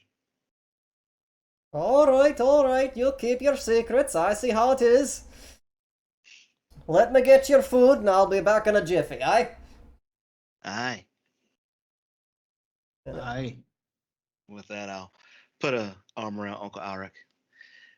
Drink up tonight, old man. Ah, you know that I will. And he raises his glass of whiskey to you. Cheers, my darling. I'll raise my glass back. Cheers, Uncle Arik. Alrighty. I think we can safely say that the two of you have a grand old time. Although you don't get too terribly drunk like last time. Wait. How drunk is Arik? You may need a couple of people to sweep him up off the floor at the end of the night. I hate to do it to myself, but I guess I'm gonna roll a strength check to see if I can just carry him home. All right. Give me a 12. I'll piggyback him on my back. 5 plus what is my strength again? 7, right? Your strength no, modifier 5. is 5, so you got a So 10. 10. So It's with the attack modifier that's 7. I yeah, keep the getting attack those modifier. two flipped around. So with a great deal of effort and grunting and straining, you manage to sort of haul him up on your back. His feet are still kind of dragging on the ground, but you know what? That's going to have to be good enough. That's the best you can do. He's a portly fellow, and you manage slowly over the course of about an hour to trudge from the tavern district all the way back to the market and get him settled in his own little shack. Afterward, you feel like you may have pulled a muscle in your back in the process, but at least he's in his own bed and not going to be waking up to rats chewing on his nose. Ooh, Uncle Arik. One of these days, I'm going to have to start using you for weight training. And he's just... Just a big old boy, ain't he? Sweet dreams. He's Uncle dreaming Arik. about all the lasses he used to like handle. Hey. Hey. Shh. Don't give away the game. Don't give away the game. Oh man. He gave I'm him gonna all get in trouble his for that one, toastal strudel icing. So he did. Alrighty.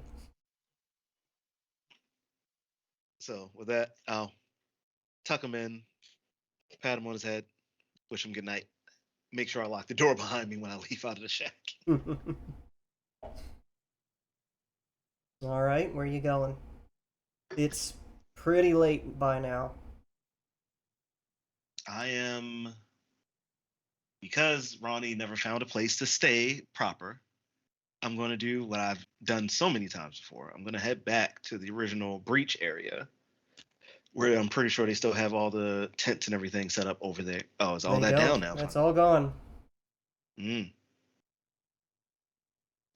better. Because now it's just a hill. Just a hill. You know there are taverns, right? Where you could buy a room with all that gold you're carrying around? Just saying. How much gold do I have left there? 30 gold. I guess I could go back to Prancing Pony and get a room for the night. I mean, if you want to sleep on the ground, I won't stop you. I just want to remind you that that option's there. Yeah. You know what? I've been saying it all night. In certain situations like this, we'll let the coin gods decide. We'll call. What do we want to call heads? I guess we'll call the side with the 100 on it heads, and the side with the boat tails. Okay. Tails, I'll sleep outside. Heads, I'll go stay at the Prancing Pony. Okay. It is tails. All I am right. sleeping outside. And we'll just, for sake of character, we'll just call it a bad habit of Ronnie's when traveling. Do you have a bedroll? Actually, I think I have blankets and such. So, good enough. Okay. All right. You're going to go ahead and bed down outside. All right. You lay out your blankets outside the wall and just curl up and out like a light. Roll 100 side.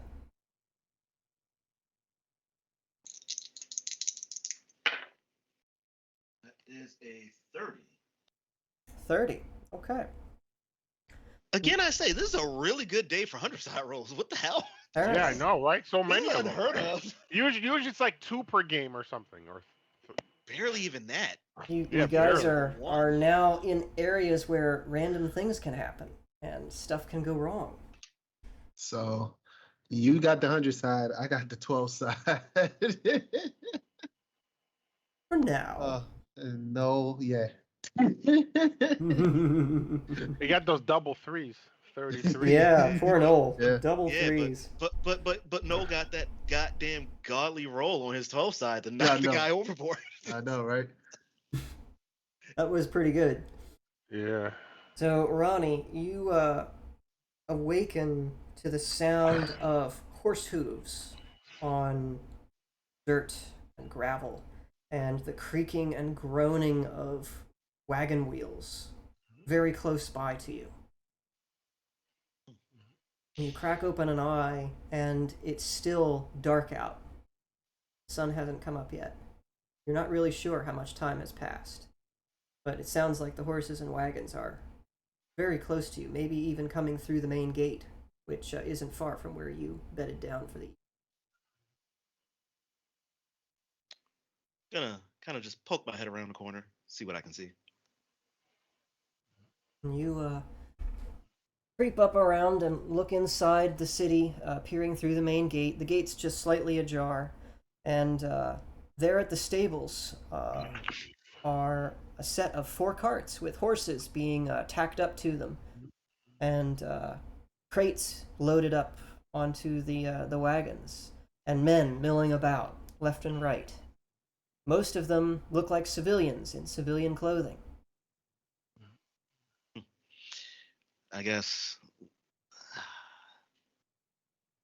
now would be a good time to go and take a look, see exactly what's happening. I'll take my blanket, roll it up, put it in my bag, and then pick up my axe off the ground and go just take a look.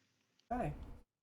You go push open the doors a little bit further and step into this little area in front of the stables, and a guard actually turns and spots you and approaches for a moment with his spear lowered and his shield raised, but after a moment of looking at you in the flickering torchlight, he brings the spear back up. Sorry about that, didn't recognize you, Ronnie. We were looking for you, actually. It's good that you're here. We're about ready to roll out. Getting started just a little bit earlier than I expected, but... Well, that's the plan. We don't want any bandits to capture any of these important goods. No, we don't. Just hope Burke pays me good this time for this job. Oh, I'm sure there'll be plenty of that to go around. Have you spoken with the commander yet? No. Guess I should go see him. Well, you're not going to. He's already in position. And he kind of jerks his head towards the rearmost cart, which already has all of its boxes of goods and things wrapped up and is covered. Good then. Guess I'll go and check on the supplies, make sure everything's set and ready. And I will casually walk from the 4th cart, and I'll try to be very nonchalant about this, and I'll start with the 4th cart, and I'll just make my way from cart to cart that way, talking to people. Okay. Well, as you get to the rearmost, are you starting at the rearmost or the frontmost cart? I suppose if it's the 4th cart, it would be the rearmost. All right, so you get to the rearmost cart. Everything looks like it's battened down. You kind of check the blankets and whatnot. The driver is already sitting up front, checking all of his gear, and there are a couple of other civilians running around nearby you. And I will look for Burke. Nowhere to be found. Actually, give me a 12 side. Let's see if you can spot him in all of this mess. It is a 6. Nope. Nowhere to be found. Awesome.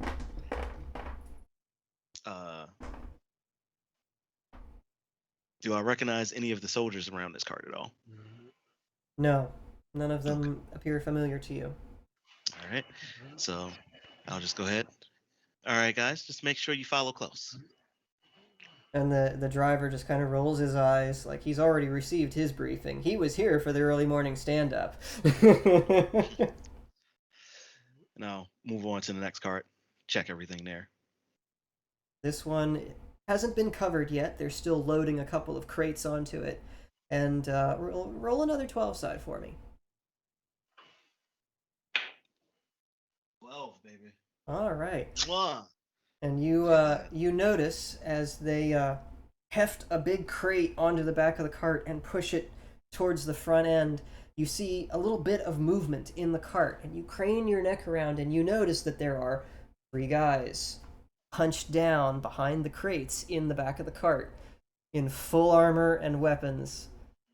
Just, You know, and I'll go, hey, let me see that crate. And I'll bring the crate in and I'll go, try to get lower as I'm pushing it. Come on down. All right, this one's almost finished. I'll head over to the next cart. This one in a similar state of readiness. Still have a couple of boxes being loaded up, not yet covered over. Now that you know what to look for, you kind of strain and look around, and you can just barely glimpse a little patch of what looks like a leather or gambeson shirt poking out from between two barrels. Not really noticeable unless someone's really looking for it. Looking. Now, again, hey, I need a cover. Yeah, we're on it. Give us a minute. All right, and that brings you to the last cart. My cart. Indeed, your cart. So, this one is less fully loaded than the rest. There's only a handful of crates in the back now, and as the civvies are finishing up the loading process of the rearmost carts, more and more of them are shifting their attention towards the front carts and starting to step up the pace, loading them up. You can see vaguely in the shadows the faint silhouette of a figure hunched over and wedged in the corner in the front of the cart. And as you look a little bit harder, you can kind of see another faint outline prone on the opposite side, shoved up against the wall. So I'm gonna take one of the crates and take it into the back. And as I'm doing so, I'm just gonna try to speak as softly as I can without giving out much and just say, I can still see you. And then just put the crate in place and then hop out and grab the next one. And the shadowy figure in the corner, oh no, she can see me, and scrunches up a little bit more. And the one who's laying against the rail just kind of like puts a hand out on the other figure's knee. Shh, don't move, you're fine. Of course she can see you, we're not loaded up yet. Ronnie, are you sitting up front, or are you gonna be in here with us? I'll be up front. All right then, don't die.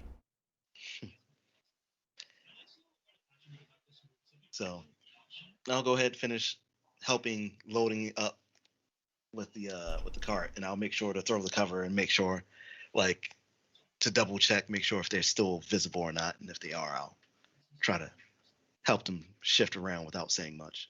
Mm-hmm. Well, you get to doing that for a little bit, and in no time at all, you guys are all loaded up, ready to go.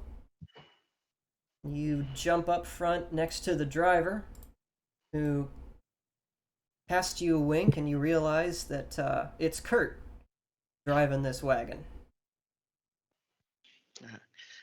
All right. This is going to be a fun ride. Yep, it is. I hope you're ready for some fun. Oh, I'm hoping this is going to be the quietest job in the world. Oh, yes. No doubt. It'll be completely quiet. And this is why I hate school systems. Terrible. I'll just just try to treat this as nonchalantly as possible so as not to give anything away. Just lean back, put my hands behind my back, and go, whenever you're ready. And Kurt looks back, and all the other drivers signal him that they're ready. And he turns forward and kind of grins. Yeah, let's go! And slowly the caravan of wagons begins to trundle down the main road. You guys turn to the north and start taking the circle road up to the northern gate. And out you go towards the forest. I got a caravan. Y'all got a boat. And I'm gonna need you to roll me a 100 side. A lot of these. Say again? Can't hear when you turned away like that. Oh, sorry. 27. 27. All right. Oh, baby. What is this today? I'm loving this today. I told you the 100 side, man. Well, I'll tell you this. That was a good roll, but it weren't good enough. You guys managed to get only about an hour away from town when you spy ahead of you a dark shape across the road. The sun is just now beginning to kiss the horizon. It's just dawn, and the sunlight is streaming in from the east, and you can't quite make out what this shape is across the path in front of you. But it looks large. And Kurt leans into you and says, "Looks like we might have some trouble up ahead. Look sharp." And he gives a gentle knock on the back of his seat with his elbow. As you guys trundle a little bit closer, you begin to resolve what look like tangled branches. And it looks like a tree has fallen across the road. Oh, crap. And, whoa! Kurt calls a halt to his wagon, and the other wagons start to bunch up behind him. We're gonna have to move this to keep going on. Okay. So obviously there's three options I have here for this scenario. One, I keep lookout and check around for any suspicious movement and let them move the tree. And then I can call out if I see anything. Two, I tell them to stay put and tell Kurt to send the signal for everybody to keep sharp while I take care of the tree with my axe and pull a Uncle Eric. Better make a decision. Three, I tell them I'm just going to ram the damn thing. I mean, there's a horse there at the front of the wagon. You're going to impale your horse on the tree if you try that. So I don't think Kurt would do that. No, you misunderstood. I am going to ram the Oh, you're going to ram the tree. Okay. All right. I want to see this. I say do number 3. All in favor of option number 3. All opposed? Me. I always love that Simpsons episode. I'm gonna actually go with option 2 though. Okay. Because perhaps seeing something like that would probably scare whoever's around into fucking up a little bit. Okay. All right. I mean, a big barbarian, ogre-sized woman chopping a tree. Yeah, I think I would be scared too. You jump down and head up to the tree, and I'm going to ask you for a 12 side for your first swing on the sucker. All right. Strength And of course, check. I'll look at Kirk, tell everybody to keep vigilant, and then let's see. That is an 8 plus 7 or 5. I'm sorry. Yeah, 8 plus 5. And you... I told you, I keep getting them confused. I I'm not know, looking it's easy to directly mix at them the up. modifiers. Yeah, if I'm not looking directly at the modifiers, I'll mix them up every time. You haul back on your crooked axe and lay into the tree, and the blade bites deep into the trunk near the base. It's a good swing, and as you're in the process of trying to dislodge the axe from the wood, all hell breaks loose. You hear it before you see it. There's just a cacophony of rustling all the way around you, everywhere, in front of you, behind you, to the left, to the right. And then, as you turn to look and see, you can see a dozen figures emerging from the shrubbery and the brush around the road. And you hear a bunch of cries as men with weapons leap out of the scenery towards the wagon train. In fact, in front of you, 2 of these bandits emerge from the brush with bows in hand, and both of them knock and draw and aim at you since you happen to be so conveniently exposed and located right there. And I'm going to need you to roll for initiative, my good sir. Of course. 17. All right. 17. 17. What is that playing in the background? And this Code, are is you the watching something? part of the show. Are you watching something? Well, I'm just reading something. Because we can all hear it sounds like somebody's watching or playing something in the background. We all heard it. Oh, I need to actually do this first. Ooh, Switch do to I get- that. Do I get a battle map? You get a battle map. If I can remember to push the right buttons in the right sequence. Come on, you know you want to. There we go.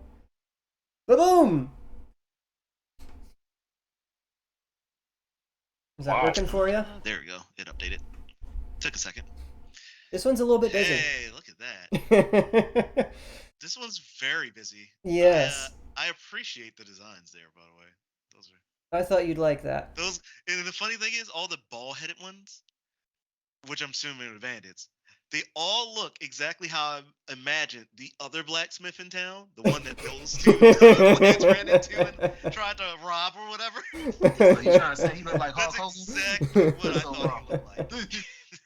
You know, say he looked like Hulk Hogan. Y'all see this, right? Mhm. Hey, Yep. Like Hulk Hogan. Hogan. He looks like Hulk Hogan. It is what it is. Oh my goodness. Yeah, it does. Or like some generic, strong Viking would. Whatever. So Yeah. according to you, I should be at the tree, and there should be, when I turned around to face the cart, there should have been two in front of me.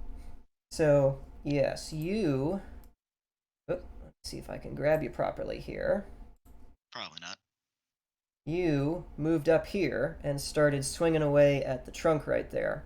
And so you're now facing two archers on the other side of this fallen tree, and another melee bandit who just emerged from the bush immediately adjacent to you. Okay. And give me a moment because I got to finish putting in the Roll initiative initiative. info for everybody else here. There's a lot to roll initiative for here. I'm not rolling initiative for everybody. Okay. Only the guys that are immediately in your vicinity. We'll deal with the rest if you come to It's them. So that looks like 3, maybe 5 bandits and my little group in the caravan. Wow. 1, 2. Good luck. Oh yeah, this is gonna be fun. It's all kinds of messed up with my coloring here, but okay, we'll roll with it. That's fine. I have color coding on the initiative cells, but it's not working with these guys. For some reason, it's showing everyone as being first rank, and that's not right. But it's fine. We'll roll with it. Oh, everybody in what? First rank? Ronnie, I believe... Okay, actually, there's first one other thing I have to do. As the rustling sound goes on and the shouts of the bandits rise up, all of the soldiers in the wagons fling back the tarps that were covering them, and they leap out the back of the wagons, and turn to face all of their respective groups of bandits, which is why we're laid out, as you can see here. For the moment, the drivers are all still stuck in their seated positions, but they'll be moving into a combat position shortly. So, now having said that, Ronnie, it's your go. All right. 2 questions. Mm-hmm. The first being about what's his name? Delwyn. I'm assuming he's also a spear and shield, correct? He is. Although you can't That's see just- him at the moment. He's on the other side of the wagon from you. No, that's just for my personal notes. I keep notes on all the characters I run into and work around. Gotcha. It's just a thing.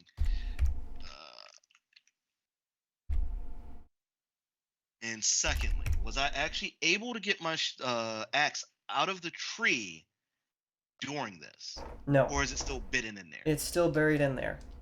Shit. Okay, this is gonna be a rough one. Because the first thing I have to do is get my axe ready.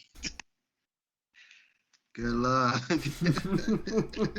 How far in did it bite into this trunk, by the way? So you got it worked about halfway out before all of these people jumped you. Halfway? About halfway. Actually, that's not bad. I don't mean like half the girth of the trunk. I mean Trunk. you were halfway to getting it free before they jumped you. Oh! That's actually even better than what I was thinking then. Okay. So, double checking where are my weapons.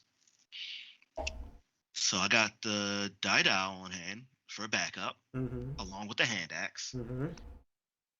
But since you said it is halfway up, how close are these guys exactly to me and my axe at this tree? Since they're pointing the arrows at me? The archers, they're on the other side of the tree. They're not within reaching distance of the axe. And they've got their hands full with their bows.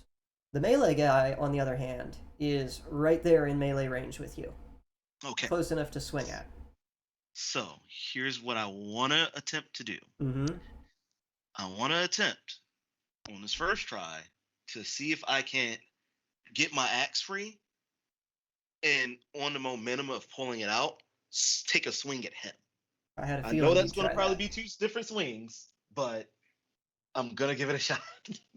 I'll tell you what. That's Give something I would do. me, give me a 12 side for strength. See if you can Alright. liberate the axe without sacrificing too much of your energy. That is a 6. Okay? All I'll allow it. So you can roll a 20 side to see if you hit this guy. right. That is a 19, baby. That's got to be it. That hits. Yeah, for sure. Roll your, what is it, for the 6 side for damage. 6 side, right? I think. No, I'm sorry, I lied. No, 12 12. side. 12 side plus 6. Ooh, man. 12 side plus 6. So add 6 damage to the whatever I roll, Yes. potentially. So 10. So 16 overall. Wow. 16. Did I murder him? 16 damage in one shot. How do you want to do this? So first of all, did I murder him? Is he dead? Oh, yeah. Okay. So in that particular case, the swing, as I wrench out my axe and it gets to about this height, Mm-hmm. I take the momentum back down and turn into him, chopping straight for the neck. Just all head gone. You haul back, whirl it around overhead, and bring your axe down, and it cuts his head off completely. Sends it flying, actually. And his body just kind of like stands there for a moment, his scimitar like half raised to try and block you, and then it twitches and just like falls to the ground. And the two archer guys go, oh shit! Oh shit! And with that, since I see that they're shaking in their boots, Ronnie gives her usual war cry of, "Take these little bitches to school!" Why? Oops, that's not the right one. Now, question, because you said they're shaking in their boots. Are they intimidated? I think that was fairly intimidating, but we'll see if they manage to recover when it comes to be their turn next. Okay, because my only thing is if they're intimidated, I'm going to probably run over everybody else. I'm not even going to deal with them right now. If I can help it, I'm not trying to deal with them. Because every time I try to deal with an archer, bad things happens to everyone else. Yeah. What you mean? Well, Kurt is going to jump off of the wagon and pull out his spear and shield. Actually, no, his spear and shield are going to be thrown to him by one of the other guys who were in the back of the wagon and concealing all that stuff. And he grabs them and whirls around and tries to take a slash at the nearest bandit. Unfortunately for him, because of the timing and the angles, he just misses. The guy steps back out of the way and he manages to do no damage. What in the world happened here? No, go away. What's wrong? Oh, I just had a weird duplicated value on my spreadsheet. At this point, Delrin is going to attack one of the nearby bandits, and that is going to go slightly better for him. And he's going to manage to do a little bit of damage as well, and Kate is going to do the same thing, and he's doing okay. So right now, your mates are all holding their own against their respective bandits. I heard everybody but Hal. Hal's in there. I rolled for him too. Okay. So, it is now your move again. Oh no, it is not, because I have to make the Bandits, archer right? shoot at you. Duh. Yeah, well, if they're not intimidated. They're not intimidated. Okay. They recovered after that point. Let's see here. And that's AC currently is at 17. 17. You say. Okay, one of them is going to miss, and the other one is going to hit you squarely in the shoulder. And that's a 6 side. For 4 damage. Okay. We're starting this off swimmingly. I said I didn't want to have to deal with the archer, and now he's making me have to deal with him. Well, it is now your move. There we go. So since this is now happening, and he's not leaving me with a choice but to deal with him and his friend, Yes. I am now going to charge this archer. All right. Give me a 12 side for dexterity to see if you can leap over the fallen tree. He said dex, so that's a +2 if I remember correctly on my modifier. That's correct. So that is a dirty 12. Okay. You manage it. You are able to leap over the tree. And you are now confronting this bandit archer, who looks like he's about to shit a brick. He didn't think you'd be able to pull that off. Now, since I'm leaping over the tree like that, can I leap over and bring my axe down on his head? I'll allow that. Give me a 20 side. Alright. But I'm going to have to make you take disadvantage on that because you're hurtling an obstacle at the same time. Knew that was coming. That one is a 14, and that one is 18. So I guess I'm doing 14. 14. And your attack modifier is huge, so that's definitely enough to hit. Roll for damage, sir. 12 plus 12 plus 7. 6. So that one was a 5, which gives us a 9. 5 and 6. 6. Oh, I'm sorry. No, 11. That's an 11. Yeah. Yeah. I'm sorry. I'm thinking I rolled my All right. You leap over this fallen tree and bring the axe down, and he stumbles back, and you actually slash him from shoulder to hip across his front, and he staggers back and actually falls on his butt, clutching at his chest, which is bleeding profusely. He's not dead, but he's out of commission for the moment. And let's see how everyone else is doing. Terrible. Ooh. Everybody else is still hacking away, doing okay. Nice. Hal and Cade are taking a little bit of damage, but nothing too No. significant. Still no. especially not Hal and Cade. Especially not Hal and Cade. They are at least making progress with their bandits, though. Not as spectacularly as you are. We are going to move up. Cade. Had to be Cade, right? Had Nope. to be the name Cade. This one that I'm moving here is actually Delrin. Delrin and Kurt are fighting together, and Cade and Hal are facing 2-on-3. So they're ones down here. Okay. Yeah, they're down here. I know what my next objective is. And let's see. This fella is currently... Whoop, that's not what I want to move. He's currently out of the way. Clutching himself. He's All right. He's not enough out of the way. I'm gonna finish it though.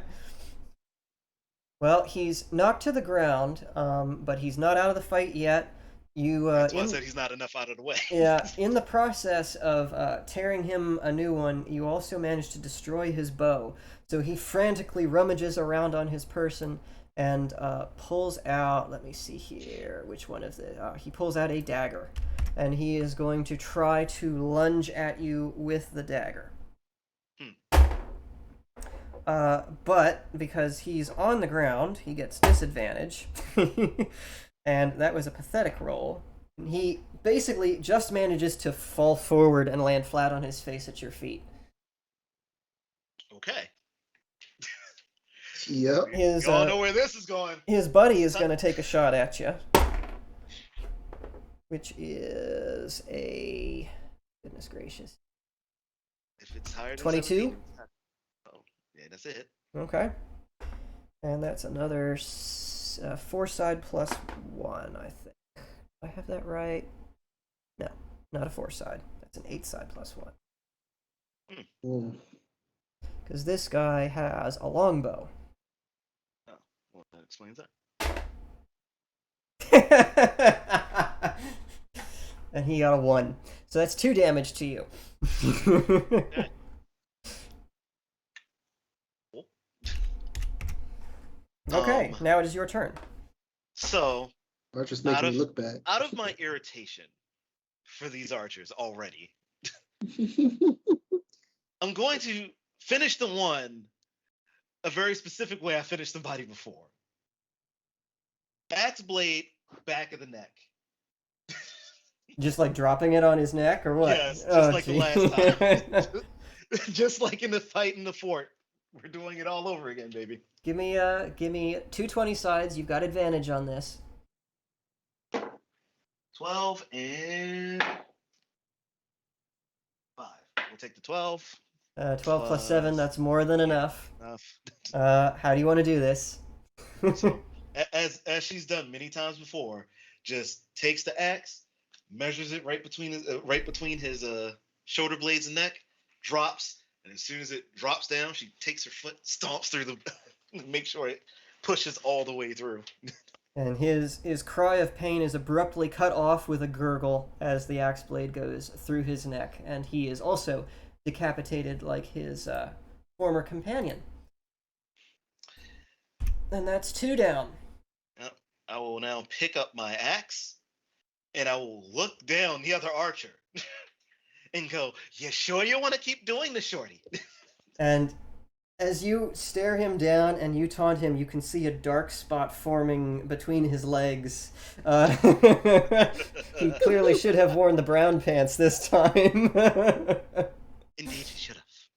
Oh my goodness. So violent. Let's see. Yes, terribly, terribly violent. So many Alright, dice now to roll.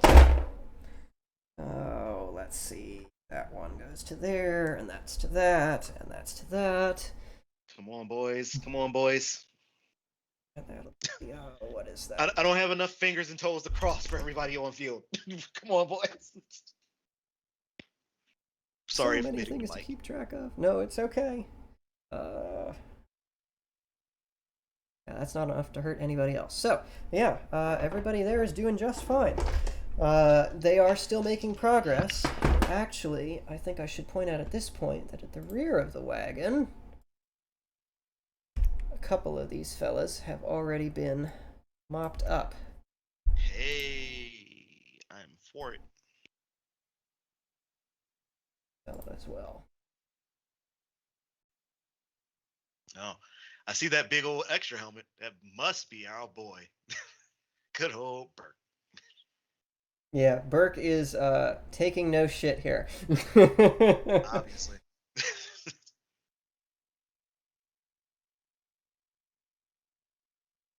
Wow. Sorry, bear with me. Me last night. Bear with me, it's a lot of guys to move. Nah, you're good. Good. So at this point, there we go. It looks like everybody's evenly matched or better. So the archer who's currently in the process of wetting himself is going to make one last attempt to fend you off, but at this point he's scared so shitless he's gonna roll with disadvantage, and yeah, his arrow is gonna go high and wide, not even manage to hit you. And after firing, he just goes, oh gods, no, and drops his longbow and like kneels down in front of you. Please don't kill me. And it is your move. I am going to walk over to him. I'm going to pick him up by his neck and hold him in the air. And I'm going to bring him very close. And I'm going to say, "Boo." And I just want to see if he freaks out or passes out. He freaks out, but he doesn't quite pass out yet. No, please don't. I'm too young to die. I've got a wife and children. This isn't how this was supposed to happen at all. And since I've already got him by his neck, I just want to take him because I don't want to kill this guy. I want to knock him out take him for later. Okay. I already got him up by his neck. I want to choke slam this guy to the ground. Okay, all right. God damn it, Big Show. Give me a 12 side. Actually, no. Let me think about this now. Because it's gonna be a knockout. I'm trying to go for a knockout blow, so I'm not sure if that should be strength or not. But I would assume. Yeah. Give me a 12 side for strength. That is an 8. Well, that'll be plenty with your modifier. So you haul him up and slam him down into the ground, dealing just 5 base damage because you slammed him in so hard. And he's knocked the heck out. Completely out cold. Nice. Goddamn I'm barbarians. gonna carry him and throw him on right there in front of the cart. Just leave him sitting there, and I'm gonna advance to.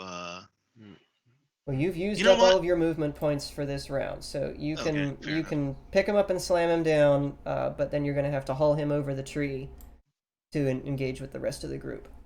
Okay, that's fair. Okay, here we go again. Come on, boys. Come on, boys. That was pretty good there. So, let's see. Kurt is going to take a little bit. No! And Delrin is going to take a little bit. And they are going to dispatch their respective bandits. Both of them. And these guys are going to dispatch one of their bandits. Nice. And at this point, Burke is just his usual whirlwind of destruction, tearing through everybody. So, as he should. Let's see. That will bring us back to you, Ronnie. So I'm gonna actually, instead of wasting my movement, I'm gonna call over to Kirk and Delwyn since I see that they're pretty freed up. Mm-hmm. And I'm gonna tell them, take this one, truss him up. We're gonna interrogate this one. And Kurt just gives you a quick nod. Delrin glances over you and kind of sneers a little bit, but he heads your way as well. Where are you going? All right. So I'm gonna make my way. You know what? I feel like Hal and Kate have got this with that extra person, but because it's me, I gotta help my buddies. I'm going their way. Okay. So I want to come down this way. The extra and I want person to is sideswipe done. this guy. You're going down this way and over to here. Yeah. I want that guy. Give me a 12 side for Dex to get back over the fallen tree. That is a 7 plus 2, so that is a 9. Yep, you manage it. So you can get yourself over the tree and about to here, but that is going to use up all of your available movements and actions because that's a long way to go and having to jump over the tree. Fair. And while you're doing that, the soldier boys are going to go over here and deal with this fella. Alrighty. Let's see. The bandit who is now sort of sandwiched between you and Cade is now feeling a little bit antsy, having seen out the corner of his eye what you did to the other guys over there. He's not feeling too good about his position.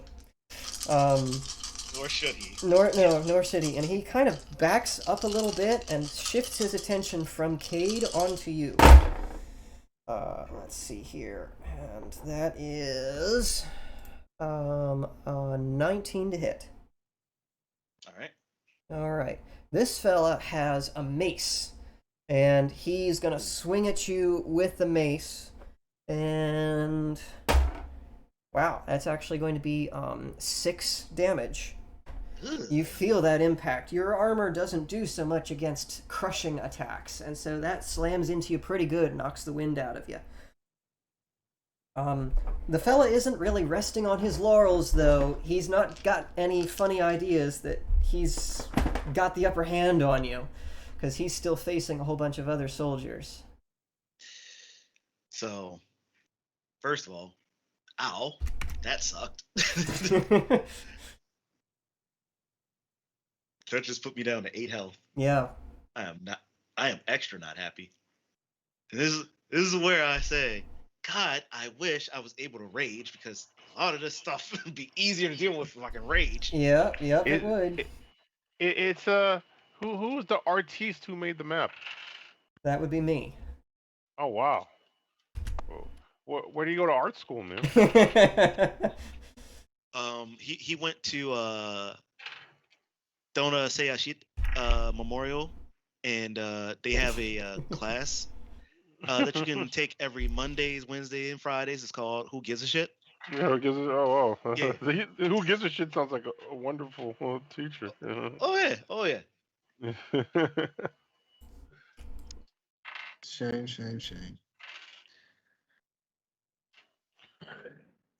So I heard he knows the teacher. What are you doing here? Yeah, I heard he's a really good teacher too. There's it's another actually a teacher. she. Do they know the other teacher get out? Or another teacher, disappointed father. I know the other teacher, your mama. Oh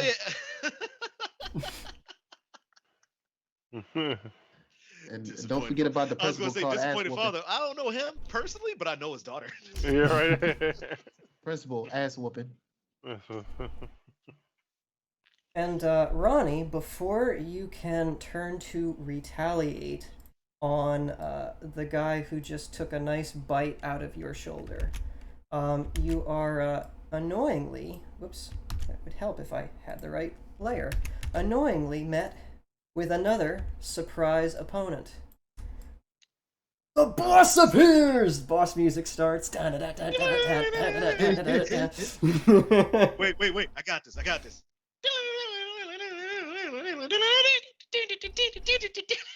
Goddamn Pokemon.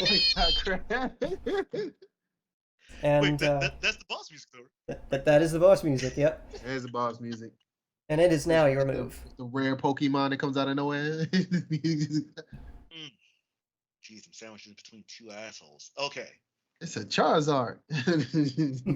So here's what I'm thinking about doing. I'm thinking about hooking this asshole right here in front of me and that's Cade, I assume, right there? That's Yeah, Cade is the one sandwiching the guy with you. Okay. So I'm thinking about hooking this asshole and then tossing him towards his boss so I can have my back to Cade and then ask Cade if he's got a potion on hand that I can use. Since my health is at 8. Okay, alright. Give me a strength check. However, I'm going to have to ask you to roll at disadvantage here because both of the bandits are in thick shrubbery and throwing the guy through a bush is going to be harder. Fair.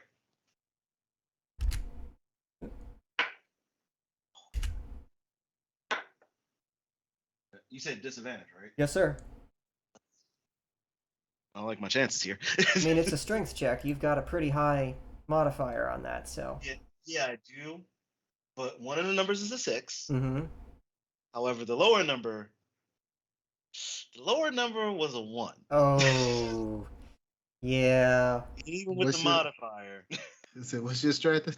So you, the strength is a +7. +5. So technically speaking, I'm sorry. That's right. Attack is 7. I told you if I'm not looking at it. I'm looking at the Skype screen and currently the OBS screen. So the character sheet's not up. But yeah, so it's a +5. So that's technically 6, but that wouldn't be enough. I'm sure. Not in this case. Not in this case. You manage to hook him, and you do manage to like throw him into the bush, but he doesn't get thrown all the way into his partner there. That's fair enough. So long as there's some distance between me and him, and I can back into Cade and ask for the potion, I'm good. Okay. I will let you back in a little bit here. Although there's not much room for you to back up. And you ask Cade if he's got a potion, and he's... Maybe I do. Give me a second, boss. I might. And he starts patting around himself. While he's doing that, let's see, who else do we have? Hal and the driver of the second cart are going to swing around. I can keep track of everything here. Are going to swing around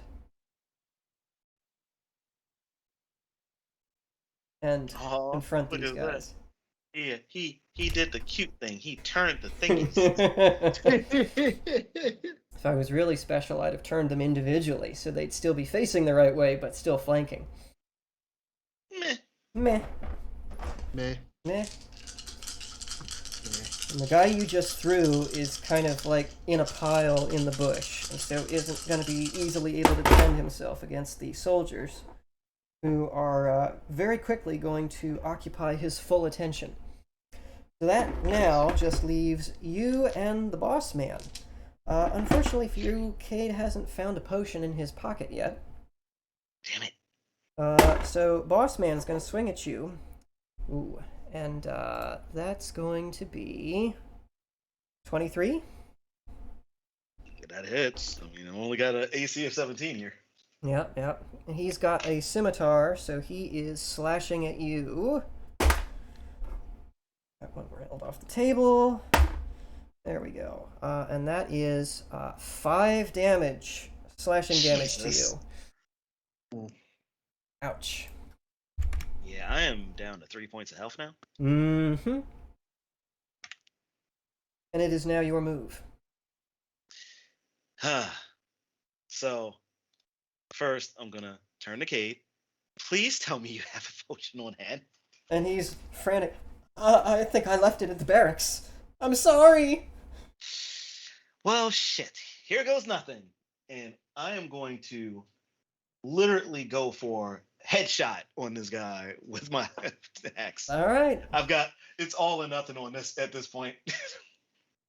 With only 3 health to boot, I've got nothing left. All right, let's have it. 20 side. Come on, baby. 14 plus 7. 7. Oh yeah, that hits. Okay. Come on, baby. Daddy needs a 12 right now. Daddy got an 8 instead, but. What's your damage modifier? It's plus 6, right? 6, right? So 14. Yeah. Holy moly. You may be a glass cannon, but the cannon part sure is powerful. So you deal 14 damage to this poor schmuck in one blow. And despite his half-plate armor, it just punches right through the armor, raking him in the side, and it actually drives him to one knee. The blow is so powerful. And he grabs his side, spits up a bunch of blood. No, it's not supposed to be like this. She said it wouldn't be guarded. What? She. Please, don't kill me. I won't. I'll tell you whatever you want to know. What? His weapon, what is his weapon first and foremost? It's a scimitar. Another scimitar? Yeah. It's a scimitar? It's a scimitar. Is it currently grounded? It is. Like, he's like on his knees, hands on the ground. Can I walk over, step on his scimitar so he can't use it, grab him by the neck, and then ask him, who is she? Yeah, you can try that. Give me a 12 side to pick him up. He's a little bit bigger and heavier than the archer you tried to manhandle earlier. That is a 5 plus 5, so 10. Okay, that's good enough. You managed to. You can't get him off the ground, but you can at least bring him back up to a standing position. And as you're asking him, he is like clutching his. Please don't! It hurts. Potion or bandage, please. I'll let you be healed if you tell me who she is. And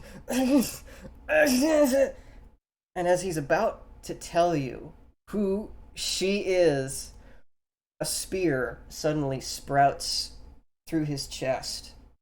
Mm.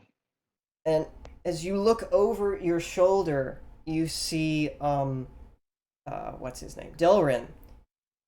Having just thrown the spear, a look of, like, horror on his face, like he thought you were about to die and he was trying to save your ass. And he kind of, like, relaxes. I'm not going to be able to do that all the time, you know. Pay attention. You idiot! I was about to find out who set this up. He was about to jam a dagger in your belly, you stupid bitch. And I'm going to just turn him around and show his body. I would tell you what, roll a 12 side for perception.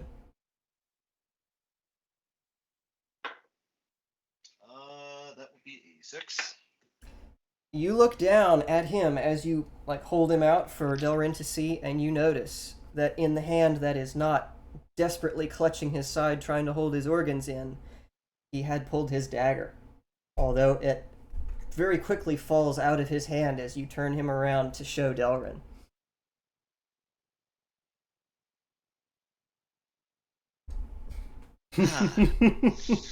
Fuck it all. I'm just gonna chuck the body at the other guy in the fucking grass now because I'm really pissed. Well, the other guy, let's see how Oh he wait, does. actually no. Before I do that, I'm gonna search his fucking body for a fucking heal potion. Okay, you're gonna search him. That'll be 100 side. Let's see what you find. 21. I think that's good enough. You do find one small vial of brownish-looking liquid. You're not really sure what it is. It's not like it's labeled or anything. Yeah, we've run into this before. It's been a used up one or old one. I'm just gonna fucking take it. Okay. Roll a 4 side. Come here, you little shit. 2. Okay. Now, I'm gonna have to ask you to flip a coin. Heads, it's a healing potion. Tails, it's poison. Bravo! Bravo, you are such a gnome. Said Oh, heads man. is healing, tails is poison. Tails is Oh poison. man, you better. Hey man, Two-Face man, come, we got this. You got this. I just got lucky. All right. If I didn't catch that the way I caught that, that was definitely gonna be poison. I got lucky. So you're back up to 5 hit points then. Okay, I'll take it. And let's see. One of those guys is going to do that to that. That. And so that eliminates the boss man and the other guy who was bothering you over there. They are now both dead. And at this point, most of the others have also been dispatched.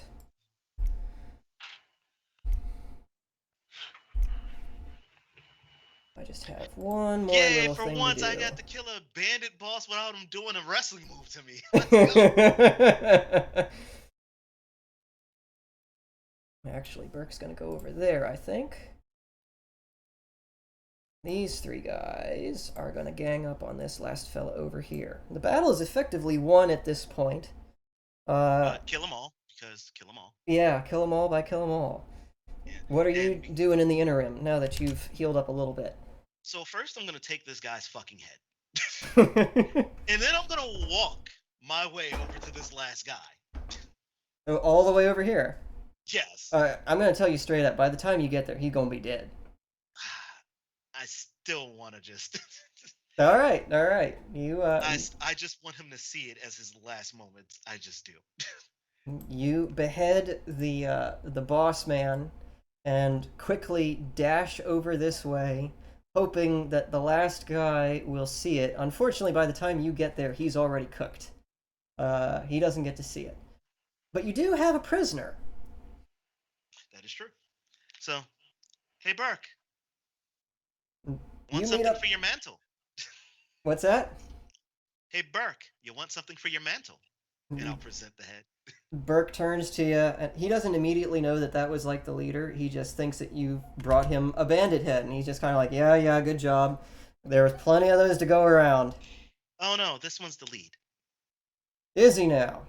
Yeah. Disappointing. I was hoping he'd still be attached to his body for a few minutes more. Oh, unfortunately, Delwyn threw a spear through his chest. May or may not have saved my life, but that's still out for debate. However, figure you want at least some sort of trophy. But don't worry, we do have somebody to question. Follow me, and I'll lead him back to the other guy. Alright, I think we're going to go out of map mode since the battle is effectively over now. Very good then. And you take Burke over to the front of the wagon train, and climb over the tree where Delrin and Kurt are both standing over the fallen body of the archer that you incapacitated earlier. Roll a 12 side for perception. 12. You notice right away, as soon as you step over the log, that he's quite a bit more bloodied than you remember leaving him. In fact, there's blood all down the front of his tunic, and that wasn't there when you left him. What did you do? And Kurt kind of like holds up a hand.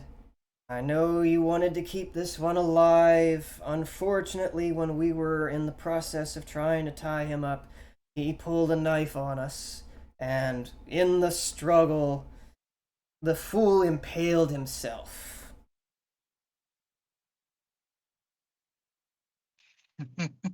I'm sorry. And Delrin's like, don't look at me. I've already done my good deed for the day. I'm gonna look at Burke. And Burke just kind of goes, well, the objective was to kill them, and we did. It would have been nice to take one alive for questioning, but if we're lucky, this will be the end of it. I just wanted to know who she was. She? The bandit leader right before Darwin threw a spear through his chest said that she said it wouldn't be this way, that this would be easy. Maybe that Perrin character that you brought the note to me? Perhaps, but it would have been nice to get a deafening answer. Well, that does tell us one thing at least. There were no women in this group, so whoever she was, she may be still at large. I'd be willing to bet it's this Perrin character who's been leaking information about the wagon trains traveling this road. But even if that is the person, and they have gotten away, they won't be able to harass our wagon trains in the near future without any men. That's assuming that we've got them all. Well, we don't know that for sure, but I'd be willing to bet this was the majority of their force. We did, after all, make it a very tempting target. But I'll be sure to send you and a few of my other men out on regular patrols for the next few days to see if we can't catch any more unaware. In the meantime, boys, let's get these wagons turned around, head back to town. You and you, clear this fallen tree off the path so that the merchants can actually get through. And Ronnie, come see me at the barracks office in a few hours. I'll have your pay. Aye. Well done. Oh, Cade. Sorry, boss. I forgot my potion, but it worked out in the end. And I'm just gonna pat him on his head. It's all right. But try not to forget those things. After all, what happens if you was a one in trouble and needed it? Yeah, that's a good point. I should do that. And Hal kind of wipes some blood and sweat off of his brow and claps you heartily on the back. That was a good fight, although, you know, I was kind of expecting something tougher than that. Yeah, seemed a little too easy, right? Yeah. Well, maybe you and I got all the difficult ones earlier, and this was all that was left. We can hope, right? Maybe. Something still doesn't sit right with me, though. I want to grab Hal and just like, can we talk? Well, sure, yeah. He goes off to the side with you. What's the matter? Tell me, how well do you know Kurt and Darwin? Oh, I mean, I've served with them for a couple years. Decent enough guys. Have lunch with them now and then. Would one ever cover for the other? Cover for the other? What do you mean? The bandit that I had knocked out completely. They said that he woke up and killed himself. That does sound kind of odd. What are you suggesting? That one of them did it? The lacerations over his body did not look self-inflicted. Well, I don't know. If they were struggling for a knife, I could see that getting out of hand, but I didn't see anything. I don't Neither think they did I. would have killed a prisoner unless they thought their own lives were at risk. I mean, they're not rookies, especially Delrin, He's been with the Force at least as long as I have, probably longer. He's seasoned. He's not the kind of person to panic when a situation gets out of hand. I don't see him just just killing a prisoner who couldn't defend himself. That's just not his style. He's too level-headed for that. I know you don't like him and you don't trust him, but really, he's not a bad guy. He just I don't know doesn't which like one you. of those two. He cannot like me, but I'm not sure which one of those two is covering for who. Well, I don't know what to tell you, Ronnie. I trust both of them with my life. I've served with them long enough to do that. And, Delrin may well have just saved your life if that other guy really was about to pull a knife on you. I'd give them a little bit of, benefit of the doubt, I think. I'll mull it over later. All right. Well, you know what? We can mull it over together over a pint of ale. Fair enough.